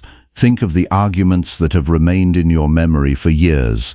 Ask yourself what you truly gained from proving a point through frustration. Did your character become stronger because another person finally surrendered? Did your peace deepen because you spoke the final sentence? Or did you leave the conversation carrying exhaustion, regret, and the lingering burden of emotions that continued long after the words were spoken? Emotional victory often feels satisfying for a brief moment, yet it quietly weakens the very character you claim to protect. Reason seeks something greater than triumph over another person. It seeks harmony between your actions and your principles. There will be times when you are correct about the facts and still fail in character because you defended truth through pride rather than wisdom.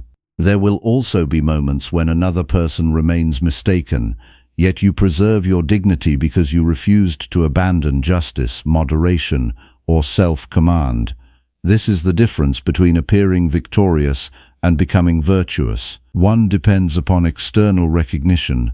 The other belongs entirely to your own conduct. Every conflict invites you to make a hidden choice.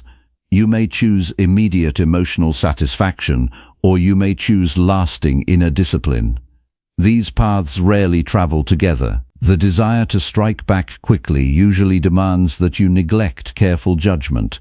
The desire to embarrass another person often requires sacrificing compassion. The desire to dominate a conversation frequently pushes humility aside. Ask yourself whether any victory purchased at the expense of your own character deserves to be called victory at all. Before responding during disagreement, examine what you are truly trying to defend. Is it justice or is it your pride? Is it truth or is it your image? Pride disguises itself well. It often borrows the language of principle while secretly pursuing admiration. It convinces you that every challenge to your opinion is a challenge to your worth. Once you believe this, every disagreement feels personal, and every conversation becomes heavier than it needs to be. A disciplined mind refuses to confuse disagreement with danger. Another person may reject your opinion without diminishing your character. They may misunderstand your intentions without taking away your integrity. They may refuse your advice without reducing your capacity to act wisely. Once you understand this, conflict loses much of its emotional force because you stop treating every difference as a threat to your identity. One of the greatest forms of restraint is allowing another person to remain unconvinced without becoming disturbed yourself. This requires genuine inner strength, because the desire to persuade others often grows from attachment rather than wisdom. You believe your peace depends upon changing another person's conclusion, yet another person's judgment has always belonged to them. Your responsibility ends with presenting what is true as clearly and honestly as possible. Beyond that point, Their acceptance no longer rests within your authority. Each morning, prepare yourself for disagreement before it arrives. Do not expect every conversation to confirm your opinions. Do not expect every person to share your priorities or understand your intentions. Human beings differ in experience, understanding, and judgment. This reality should not surprise you when it appears. If you begin the day expecting universal agreement, disappointment will govern your reactions before reason has an opportunity to speak. When conflict emerges, resist the temptation to answer the emotion instead of the issue. Many disagreements continue because each person reacts to the other's frustration rather than examining the original question. Anger answers anger. Defensiveness answers criticism. Pride answers pride. Soon the actual subject disappears, replaced entirely by wounded emotions struggling for dominance. The disciplined person notices this change and refuses to follow it. He returns attention to what is true rather than what feels personally offensive. You must also learn to recognize the difference between firmness and aggression.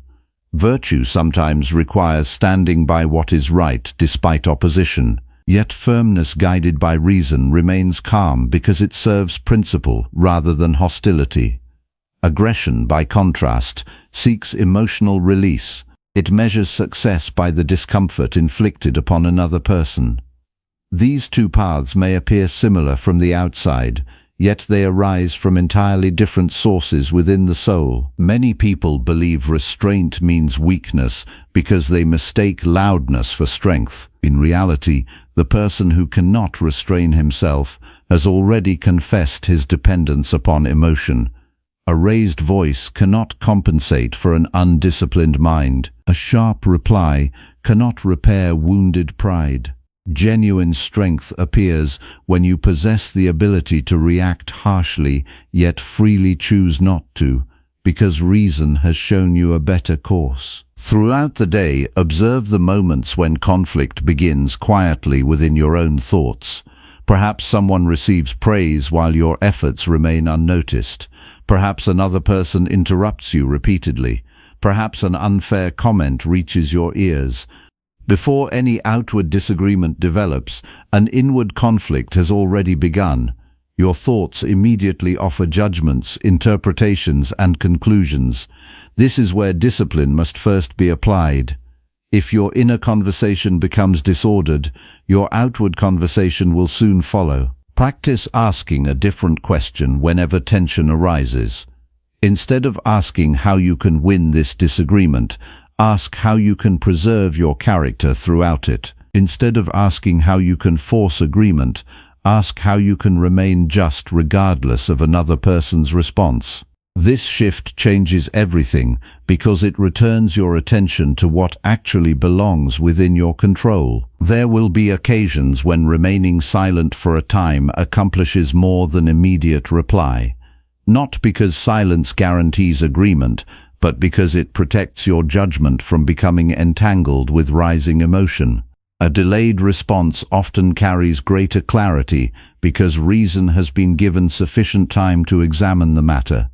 Emotional urgency fades, perspective returns. What once seemed worthy of argument often reveals itself as unworthy of disturbance. Another valuable discipline is refusing to assign permanent motives to another person's temporary behavior.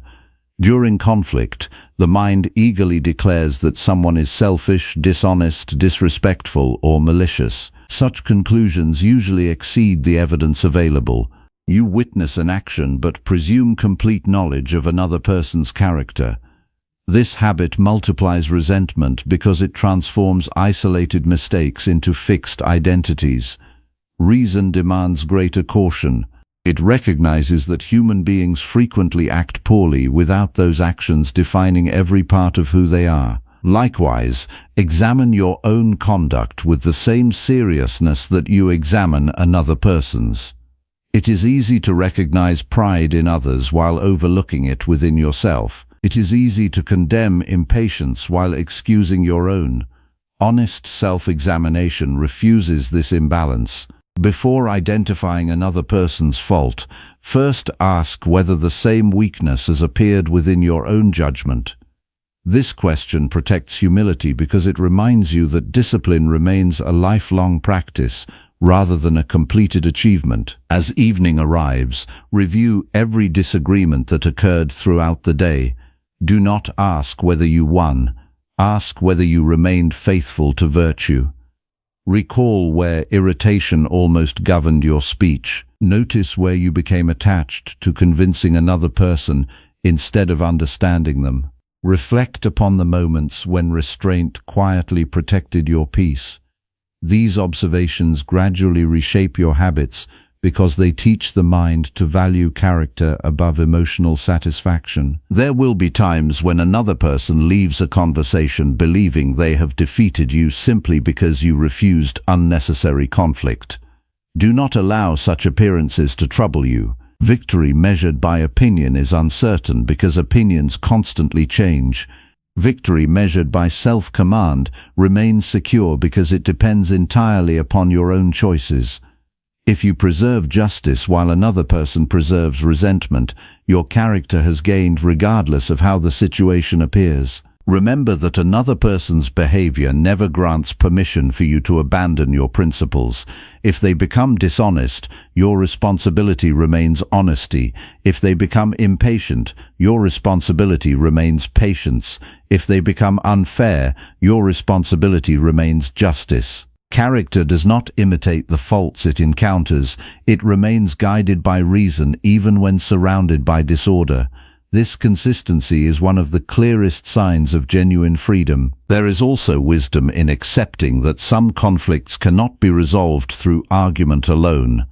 Certain disagreements arise from differences in character rather than differences in information. No amount of clever reasoning can persuade a person unwilling to examine himself honestly. Recognizing this protects you from wasting endless energy pursuing outcomes beyond your reach. Offer truth with sincerity, live according to it consistently, then release the rest without bitterness. Gradually you will discover that restraint produces a quieter kind of confidence. You no longer feel compelled to defend every opinion. You become less concerned with immediate validation and more devoted to lasting integrity. Conversations lose much of their emotional danger because your worth no longer depends upon prevailing. Instead, your attention returns repeatedly to the only question that truly matters. Did I remain governed by reason? Did I act with justice? Did I preserve moderation? Did I choose the honorable path even when emotion invited another? This change transforms not only your relationships, but your own inner life. The mind becomes steadier because it is no longer exhausted by endless battles for recognition. Anger fades more quickly because it receives less encouragement. Resentment weakens because expectation loses its grip.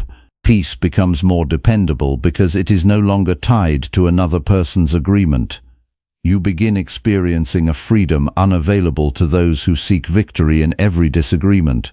It is the freedom that belongs to a person who has learned that mastery over himself is infinitely more valuable than mastery over another. The next time conflict enters your day, remember that two victories will present themselves before you. One will promise immediate satisfaction through emotional triumph. The other will quietly invite patience, discipline, and thoughtful restraint. The first may satisfy pride for a moment while leaving your character diminished. The second may demand greater effort, yet it strengthens the one possession no external event can ever take from you. Choose the victory that leaves your conscience undisturbed. Choose the victory that allows reason to remain your guide. Choose the victory that builds a character capable of meeting every conflict without surrendering the inner peace that only virtue can protect. Number 8. Observe your judgments before blaming anyone for your suffering. Before you place the weight of your suffering upon another person, stop and examine the judgment that formed within your own mind. This is where the disciplined life begins. Not by denying that difficult events exist, and not by pretending that people never act unjustly, but by refusing to surrender your responsibility for the way you interpret what happens. Many people spend years searching for the source of their unrest in the behavior of others. They point toward unfair treatment, broken promises, harsh words, and disappointing circumstances. Yet they rarely turn their attention toward the silent judgments that transformed these events into lasting burdens. Until you learn to examine those judgments, your peace will remain dependent upon a world that has never promised to satisfy your expectations. Every disturbance begins with two separate moments. First, something happens outside you. Then your mind decides what that event means. Most people notice only the first moment. They believe the event itself created their suffering. They overlook the second moment because it happens so quickly that it appears invisible. Yet this second moment is where your freedom either survives or disappears. The event arrives without asking permission. The judgment, however, belongs to you. If you never examine it, you quietly allow habit to govern your life instead of reason. Think carefully about the complaints that return most often in your mind. Perhaps you tell yourself that another person ruined your peace, delayed your progress, ignored your efforts, or failed to appreciate your loyalty. These thoughts may feel convincing because they have been repeated many times. Repetition, however, does not transform assumption into truth. The disciplined mind asks a more demanding question. What judgment have I accepted that allows this event to continue governing my inner condition? This question is uncomfortable because it directs attention away from blame and toward responsibility. Blame offers temporary relief because it places the cause of your suffering somewhere beyond your reach. If another person is entirely responsible, then you need not examine yourself. You can wait endlessly for them to apologize, improve, or finally understand your pain. Yet while you wait, your own character remains unchanged. Your peace becomes suspended upon decisions that belong to another human being. This is not freedom. It is dependence disguised as justice. Responsibility asks something far more difficult. It asks whether your interpretation deserves your continued loyalty. It asks whether you have confused preference with necessity, disappointment with injustice, or inconvenience with genuine harm. These questions require honesty because they challenge the stories your mind has repeated for years. Many of those stories have shaped your identity. Letting them go may feel like losing part of yourself. In reality, you are only losing the chains that kept you attached to unnecessary suffering. Observe how quickly the mind creates conclusions after any unpleasant experience. A friend forgets to call, and your judgment declares that you are unimportant. A plan fails, and your judgment insists that your future has been damaged. Someone disagrees with you, and your judgment announces that respect has been lost. None of these conclusions arrive with certainty. They arrive as interpretations seeking acceptance. If you receive them without examination, they soon become beliefs. Beliefs repeated often enough become habits.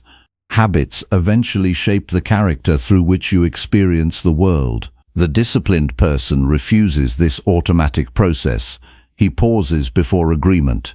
He asks whether the impression deserves belief.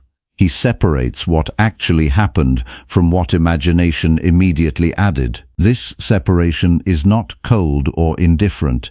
It is an act of justice toward reality itself. Reality deserves to be seen clearly rather than distorted through fear, pride, or expectation. Many people believe they suffer because life has denied them something they deserved. Yet they rarely examine the hidden belief beneath this complaint. They quietly assume that life owed them constant fairness, uninterrupted success, lasting comfort, or universal approval. These expectations appear reasonable until reality refuses to honor them. Then disappointment hardens into resentment. The wiser approach does not expect the world to obey personal preference. It prepares the mind to remain faithful to virtue regardless of changing circumstances. There is a profound difference between experiencing pain and multiplying it through judgment. Physical discomfort, loss, separation, and disappointment belong to the ordinary conditions of human life. They cannot always be avoided. Yet the mind often extends these experiences far beyond their natural limits. It adds stories about permanent failure, personal injustice, or hopeless futures. The original event passes, but the judgments remain active, creating suffering long after circumstances have changed. Notice how often your thoughts revisit old injuries. The event may have ended months or even years ago, yet your judgment continues renewing it each day. You replay conversations, you imagine different outcomes, you silently accuse people who are no longer present. In doing so, you preserve yesterday's disturbance inside today's mind. The passage of time cannot heal what judgment continually recreates. This is why careful observation matters more than quick reaction. When a painful thought returns, do not ask whether it feels convincing. Ask whether it is true. Feelings often borrow the language of certainty while offering little evidence. Reason examines instead of assuming. It seeks understanding before agreement. Through this discipline, many burdens reveal themselves to be maintained more by interpretation than by reality. Begin each morning by preparing your judgment before the world begins testing it. Remind yourself that people may misunderstand you, plans may change, opportunities may disappear, and praise may never arrive. None of these possibilities prevent you from practicing justice, moderation, courage, or wisdom. If your purpose each day is to preserve virtue rather than secure perfect circumstances, disappointment loses much of its authority over your peace. As the day unfolds, pay close attention whenever blame first appears. Blame rarely announces itself openly. It enters quietly through familiar thoughts. You tell yourself that another person's behavior forced your anger. You insist that circumstances left you no choice but to become impatient. You conclude that someone else's failure explains your own unrest. Whenever these thoughts appear, stop immediately. Ask whether your judgment has quietly surrendered responsibility that properly belongs to you. Another valuable practice is distinguishing events from evaluations. An event is simply what occurred. An evaluation is the meaning your mind immediately assigned to it. Someone spoke sharply. That is the event. You decided that you were deeply disrespected and could no longer remain peaceful. That is the evaluation. The event may remain beyond your control. The evaluation belongs entirely within your own discipline. Learning to recognize this difference gradually restores authority over your inner life. There will be moments when another person genuinely behaves unjustly. This reality should not be denied, yet even then, your responsibility remains unchanged. You cannot govern another person's choices. You can govern whether their injustice becomes an excuse for abandoning your own commitment to virtue. If another person chooses dishonesty, let dishonesty remain their burden. Do not carry it into your own character through bitterness, revenge, or endless resentment. The mind often searches for simple explanations because complexity demands effort. It is easier to say that another person ruined your happiness than to examine years of unchallenged expectation. It is easier to accuse fortune than to confront your attachment to outcomes beyond your control. Honest self-examination requires patience because it uncovers truths that blame prefers to hide, yet only these truths possess the power to transform your life. Throughout the day, practice asking yourself a single question whenever disturbance appears. What judgment is operating within me right now? Do not ask who is responsible first. Ask what belief has been accepted without careful inspection. Perhaps you have decided that respect must always arrive in a particular form. Perhaps you believe success should follow effort immediately. Perhaps you assume that everyone ought to understand your intentions. Once these hidden judgments become visible, reason can begin examining them. The disciplined mind gradually becomes less interested in assigning fault and more interested in discovering truth. This shift changes every relationship. You begin listening more carefully because you are no longer searching only for evidence supporting your existing conclusions. You become slower to accuse because you recognize how often first impressions prove incomplete. Humility grows because you understand that your own judgments require as much examination as anyone else's actions. As evening approaches, sit quietly and review the day without self-deception. Recall every moment that disturbed your peace. Then ask whether the disturbance came directly from the event or from the judgment you formed about it. Notice where expectation quietly transformed inconvenience into resentment. Observe where pride interpreted disagreement as personal attack. Recognize where fear exaggerated uncertainty into hopelessness. These observations strengthen tomorrow's character because they expose patterns that habit once concealed. Do not perform this examination with harshness toward yourself.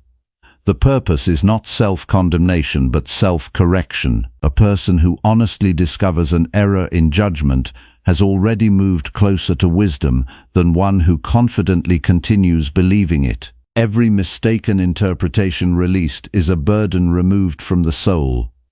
Every truthful judgment accepted strengthens your capacity to meet future challenges with greater steadiness. You will gradually notice that many situations once considered unbearable become manageable when viewed through disciplined judgment. The external event may remain exactly the same, yet your relationship to it changes completely. You no longer demand that every circumstance satisfy your preferences before allowing yourself to remain peaceful. You understand that peace arises from governing your own judgments rather than governing the world around you. This transformation does not make life easier. Difficult moments continue arriving. People continue making poor decisions. Fortune continues changing without warning. What changes is the place from which you meet these realities. Instead of approaching them through habit, expectation, and blame, you approach them through reason, responsibility, and virtue. That difference quietly reshapes the entire course of your life. There is no greater freedom than discovering that your inner condition no longer depends entirely upon external events. This freedom is not achieved by escaping difficulty, but by refusing to let difficulty dictate your judgments. A disciplined mind remains open to correction, patient with uncertainty, and committed to truth even when truth challenges familiar beliefs. Such a mind cannot be easily controlled because it has learned to inspect every conclusion before granting it authority. The next time suffering begins to rise within you, resist the urge to search immediately for someone to blame. Turn your attention inward first. Observe the judgment asking for agreement. Examine whether it reflects reality or merely habit. Separate what happened from what your imagination has added. Then choose the response that preserves your character rather than protecting your pride. In that quiet act of honest examination, you reclaim the freedom that blame could never provide. You begin living according to reason instead of reaction, according to virtue instead of resentment, and according to the enduring truth that your greatest responsibility has never been governing other people or changing the past, but governing the judgments through which you meet every moment of your own life. Number 9. Discipline your daily speech until calm becomes your character. Your speech reveals the condition of your inner life long before your actions become visible. Every sentence you speak carries evidence of the mind that produced it. Complaints reveal attachment. Boasting reveals insecurity. Harshness reveals undisciplined judgment. Endless argument reveals dependence upon approval. Calm words, however, arise from something deeper. They come from a mind that has learned not to obey every passing emotion. If you wish to understand your own character, do not begin by examining extraordinary moments. Listen carefully to the ordinary words that leave your mouth each day. They tell the truth about the habits your mind has quietly accepted. Many people believe speech is simply a tool for expressing thought. In reality, speech also shapes thought. Every complaint spoken aloud strengthens the habit of complaining. Every careless criticism trains the mind to search constantly for faults. Every unnecessary exaggeration weakens your commitment to truth. Words do not disappear after they are spoken. They leave traces within the character of the person who speaks them. What you repeatedly say gradually becomes easier to think, and what becomes easier to think gradually becomes easier to believe. This is why the discipline of speech belongs at the center of the disciplined life. A person who cannot govern his own words will struggle to govern his own mind. Speech is often the final stage of an invisible process. A judgment forms, an emotion follows, an impulse rises, then words appear. If your speech lacks restraint, it often means that the earlier stages have already escaped careful examination. Correcting your words, therefore, begins much earlier than opening your mouth. It begins by observing the judgments from which those words emerge. Listen honestly to yourself throughout an ordinary day. Notice how often you speak without necessity. Observe how frequently conversation becomes an opportunity to seek attention rather than to pursue truth. Watch how easily the mind turns toward gossip because discussing another person's faults temporarily distracts you from examining your own. These habits seem harmless because they are common, yet what is common is not always wise. Character is slowly shaped by ordinary actions repeated without awareness. One careless sentence rarely changes a life. Thousands of careless sentences certainly can. Every day offers opportunities either to strengthen discipline or to weaken it. The words you choose while standing in line, speaking with family, answering a message, or responding to disappointment quietly train your character. The soul does not distinguish between practice and performance. Every conversation becomes part of your education. Many people reserve self-control for important occasions while neglecting it during ordinary moments. They believe discipline is required only during major conflict. Yet a character is not built only through dramatic tests. It is built through countless small decisions made when no one is paying attention. If your daily speech becomes thoughtful, your conduct during difficult moments will naturally become steadier because you have already practiced restraint where it seemed least necessary. One of the most dangerous habits is speaking from the first impression that enters your mind. First impressions often carry emotion more readily than truth. They are influenced by fatigue, expectation, pride, fear, or desire. If every first impression immediately becomes spoken language, your conversations will be governed by conditions that constantly change.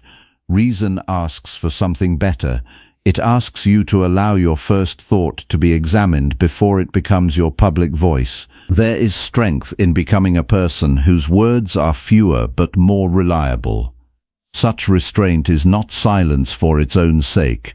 It is respect for truth. When people know that you do not speak carelessly, your words naturally gain greater weight. They trust your judgment because they recognize that it has passed through examination instead of impulse. This trust cannot be demanded. It is earned through consistent discipline over time. Pay attention to the tone with which you speak, not only the content. The same truth may be offered with patience or with contempt. One approach invites understanding, the other invites resistance. Virtue requires more than factual accuracy.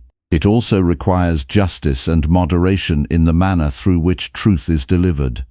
A correct statement spoken with arrogance may still damage both the speaker and the listener. Another habit deserving careful attention is unnecessary complaint. The undisciplined mind often narrates every inconvenience as though it were a personal injustice. Small delays become unbearable. Minor frustrations become constant conversation. Ordinary difficulties become proof that life is treating you unfairly. Each complaint strengthens the belief that your peace depends upon circumstances behaving according to your preference. The disciplined mind refuses this habit. It recognizes inconvenience without giving it authority over character. This does not require pretending that difficulties do not exist. It requires speaking about them honestly without surrendering to bitterness. There is a difference between acknowledging reality and feeding resentment. The first serves reason. The second strengthens suffering. Ask yourself whether your words seek understanding or merely prolong dissatisfaction. The answer often reveals more about your character than about the situation itself. Another practice concerns praise. Be cautious not only with criticism, but also with admiration. Do not allow praise to become excessive or insincere simply because you desire approval from others. Speak truthfully. Offer appreciation where it is deserved, yet remain free from the habit of flattering people to secure personal advantage. A disciplined tongue values honesty above popularity. Watch also for the temptation to speak merely because silence feels uncomfortable. Many conversations become crowded with unnecessary words because people fear appearing uncertain or unimportant. They mistake constant speaking for confidence. Yet confidence rooted in virtue does not require continuous expression. It remains secure even when no words are needed. The person comfortable with silence often speaks with greater clarity because speech has become intentional rather than habitual. Begin every morning with a simple commitment.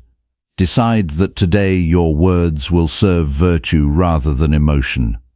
Before leaving your home, remind yourself that conversations will test your patience, your humility, and your judgment. Resolve in advance that no irritation, praise, criticism, or unexpected event will persuade you to abandon thoughtful speech.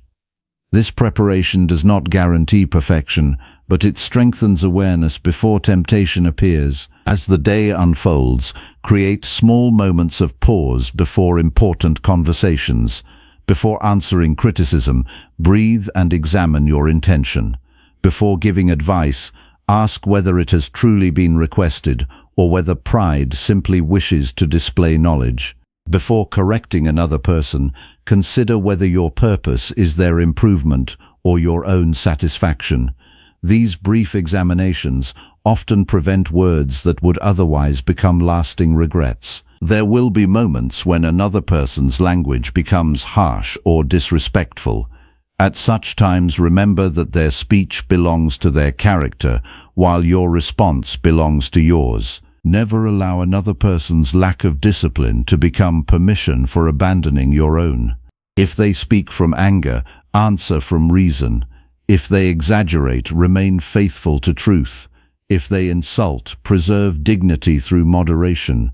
Your conduct should never become dependent upon theirs. Practice speaking only what is necessary, truthful, and beneficial whenever possible. Not every observation deserves expression. Not every opinion requires an audience. Not every disagreement demands correction. Learning to distinguish necessity from impulse is one of the highest forms of self-government. This discipline conserves both your energy and your peace, because you no longer become entangled in conversations that contribute nothing to virtue. Be equally careful with the promises you make. Enthusiasm often speaks more quickly than judgment. In moments of excitement, people commit themselves beyond their ability to fulfill those commitments. Later, they discover that generous words spoken carelessly have become burdens upon their integrity. Let your promises arise from thoughtful examination rather than temporary emotion. A smaller promise faithfully kept possesses greater value than impressive assurances repeatedly broken. As evening approaches, examine your speech with complete honesty. Recall the conversations that shaped your day. Ask where your words reflected patience and where they reflected irritation. Notice whether pride quietly entered through unnecessary explanation or self-importance. Reflect upon moments when silence would have served better than continued discussion. Do not perform this review to punish yourself. Perform it so tomorrow's speech becomes more disciplined than today's. Over time, you will notice subtle but profound changes. The urge to complain weakens because the mind has stopped rehearsing dissatisfaction. Harsh responses become less frequent because judgment now arrives before speech. Conversations become calmer because you are no longer seeking victory through words. People begin trusting your presence because your language no longer shifts with every passing emotion. More importantly, you begin trusting yourself because your speech consistently reflects your principles rather than your impulses. This transformation reaches beyond conversation. As your words become calmer, your thoughts follow the same direction. The mind no longer races toward immediate expression. It becomes accustomed to observation, reflection, and careful choice. Inner order gradually produces outward order. You discover that disciplined speech has never been merely about communication.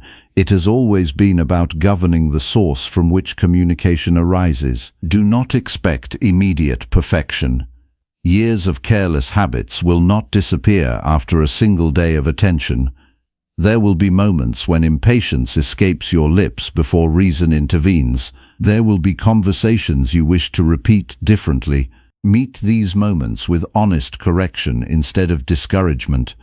Every error examined carefully becomes another lesson strengthening future discipline.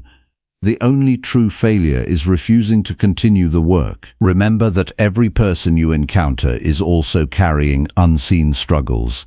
This awareness softens unnecessary harshness. It reminds you that your words possess the power either to increase another person's burden or to lighten it through justice and moderation. You cannot govern the hidden battles another person faces, but you can ensure that your own speech does not become another source of needless suffering. A disciplined tongue gradually becomes the outward expression of a disciplined soul. Calm speech is not an act performed for others. It is evidence that reason has established authority within your own mind. Such calm cannot be manufactured through appearance alone. It grows from daily examination, repeated restraint, and unwavering devotion to virtue. Eventually, people no longer notice merely that you speak differently. They notice that you live differently. The world will continue presenting opportunities for hurried words, emotional reactions, and careless opinions. You cannot prevent those opportunities from arriving. What you can determine is whether they will find an undisciplined mind waiting to obey them, or a disciplined character prepared to examine them first. Every sentence you speak offers another chance to strengthen that character. When tomorrow begins, let your first commitment be not to speak more, but to speak better.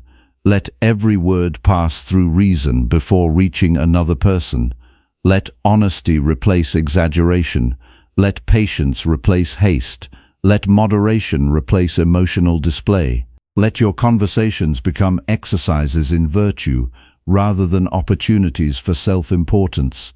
Continue this practice every day until calm is no longer something you occasionally display, but something that quietly defines who you have become. Through disciplined speech, you will discover that the greatest influence you possess is not the ability to persuade every listener, but the ability to ensure that every word leaving your mouth remains faithful to the character you have chosen to build. Number 10.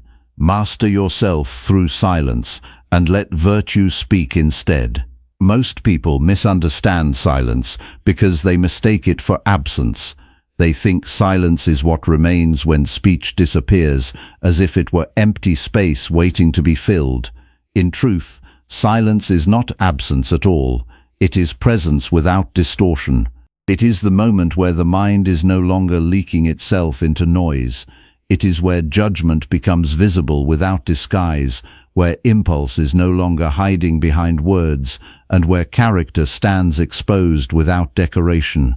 If you cannot endure silence, then you have not yet learned how to govern yourself. You have only learned how to react through speech. Your suffering has rarely come from silence. It has come from what you rushed to say in order to escape it.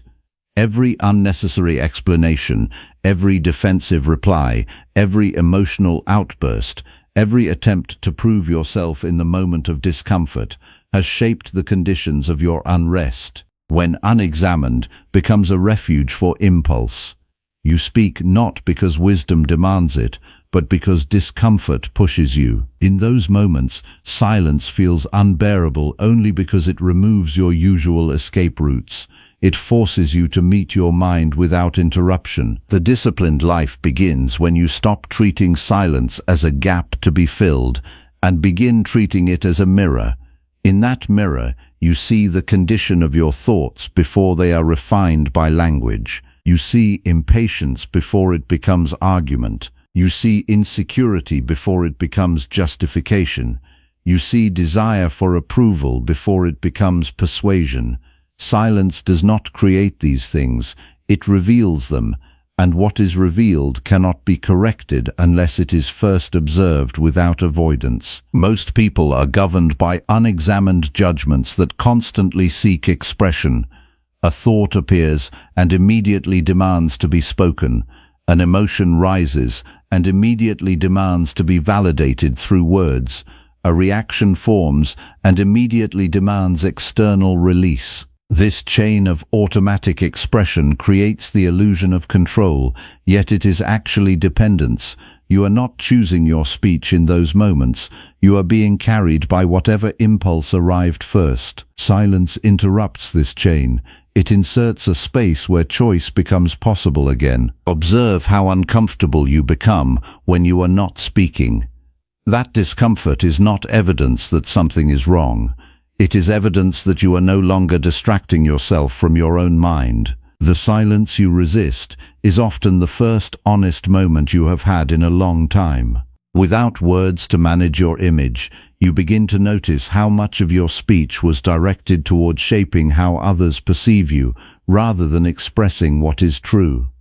This realization can feel unsettling, but it is also the beginning of inner discipline. The wise person does not fear silence because he is not dependent on constant validation. He does not need every thought to become a spoken defense. He does not require every disagreement to become a contest. He does not rely on speech to stabilize his identity. His worth does not fluctuate based on how often he is heard. Instead, he allows silence to do its work. He listens more than he responds. He observes more than he asserts. He understands that speech has value only when it arises from clarity, not from emotional pressure. There is a simple truth that most people resist. Much of what you say does not require saying, it requires understanding. Many conversations exist only because the mind is uncomfortable with stillness. A person feels ignored, so they speak. A person feels challenged, so they defend. A person feels uncertain, so they explain excessively. Yet none of these impulses guarantee truth. They only guarantee expression, and expression without examination often multiplies confusion rather than reducing it. To master yourself through silence is to reverse this habit. It is to allow thought to mature before it becomes language. It is to let judgment settle before it becomes opinion.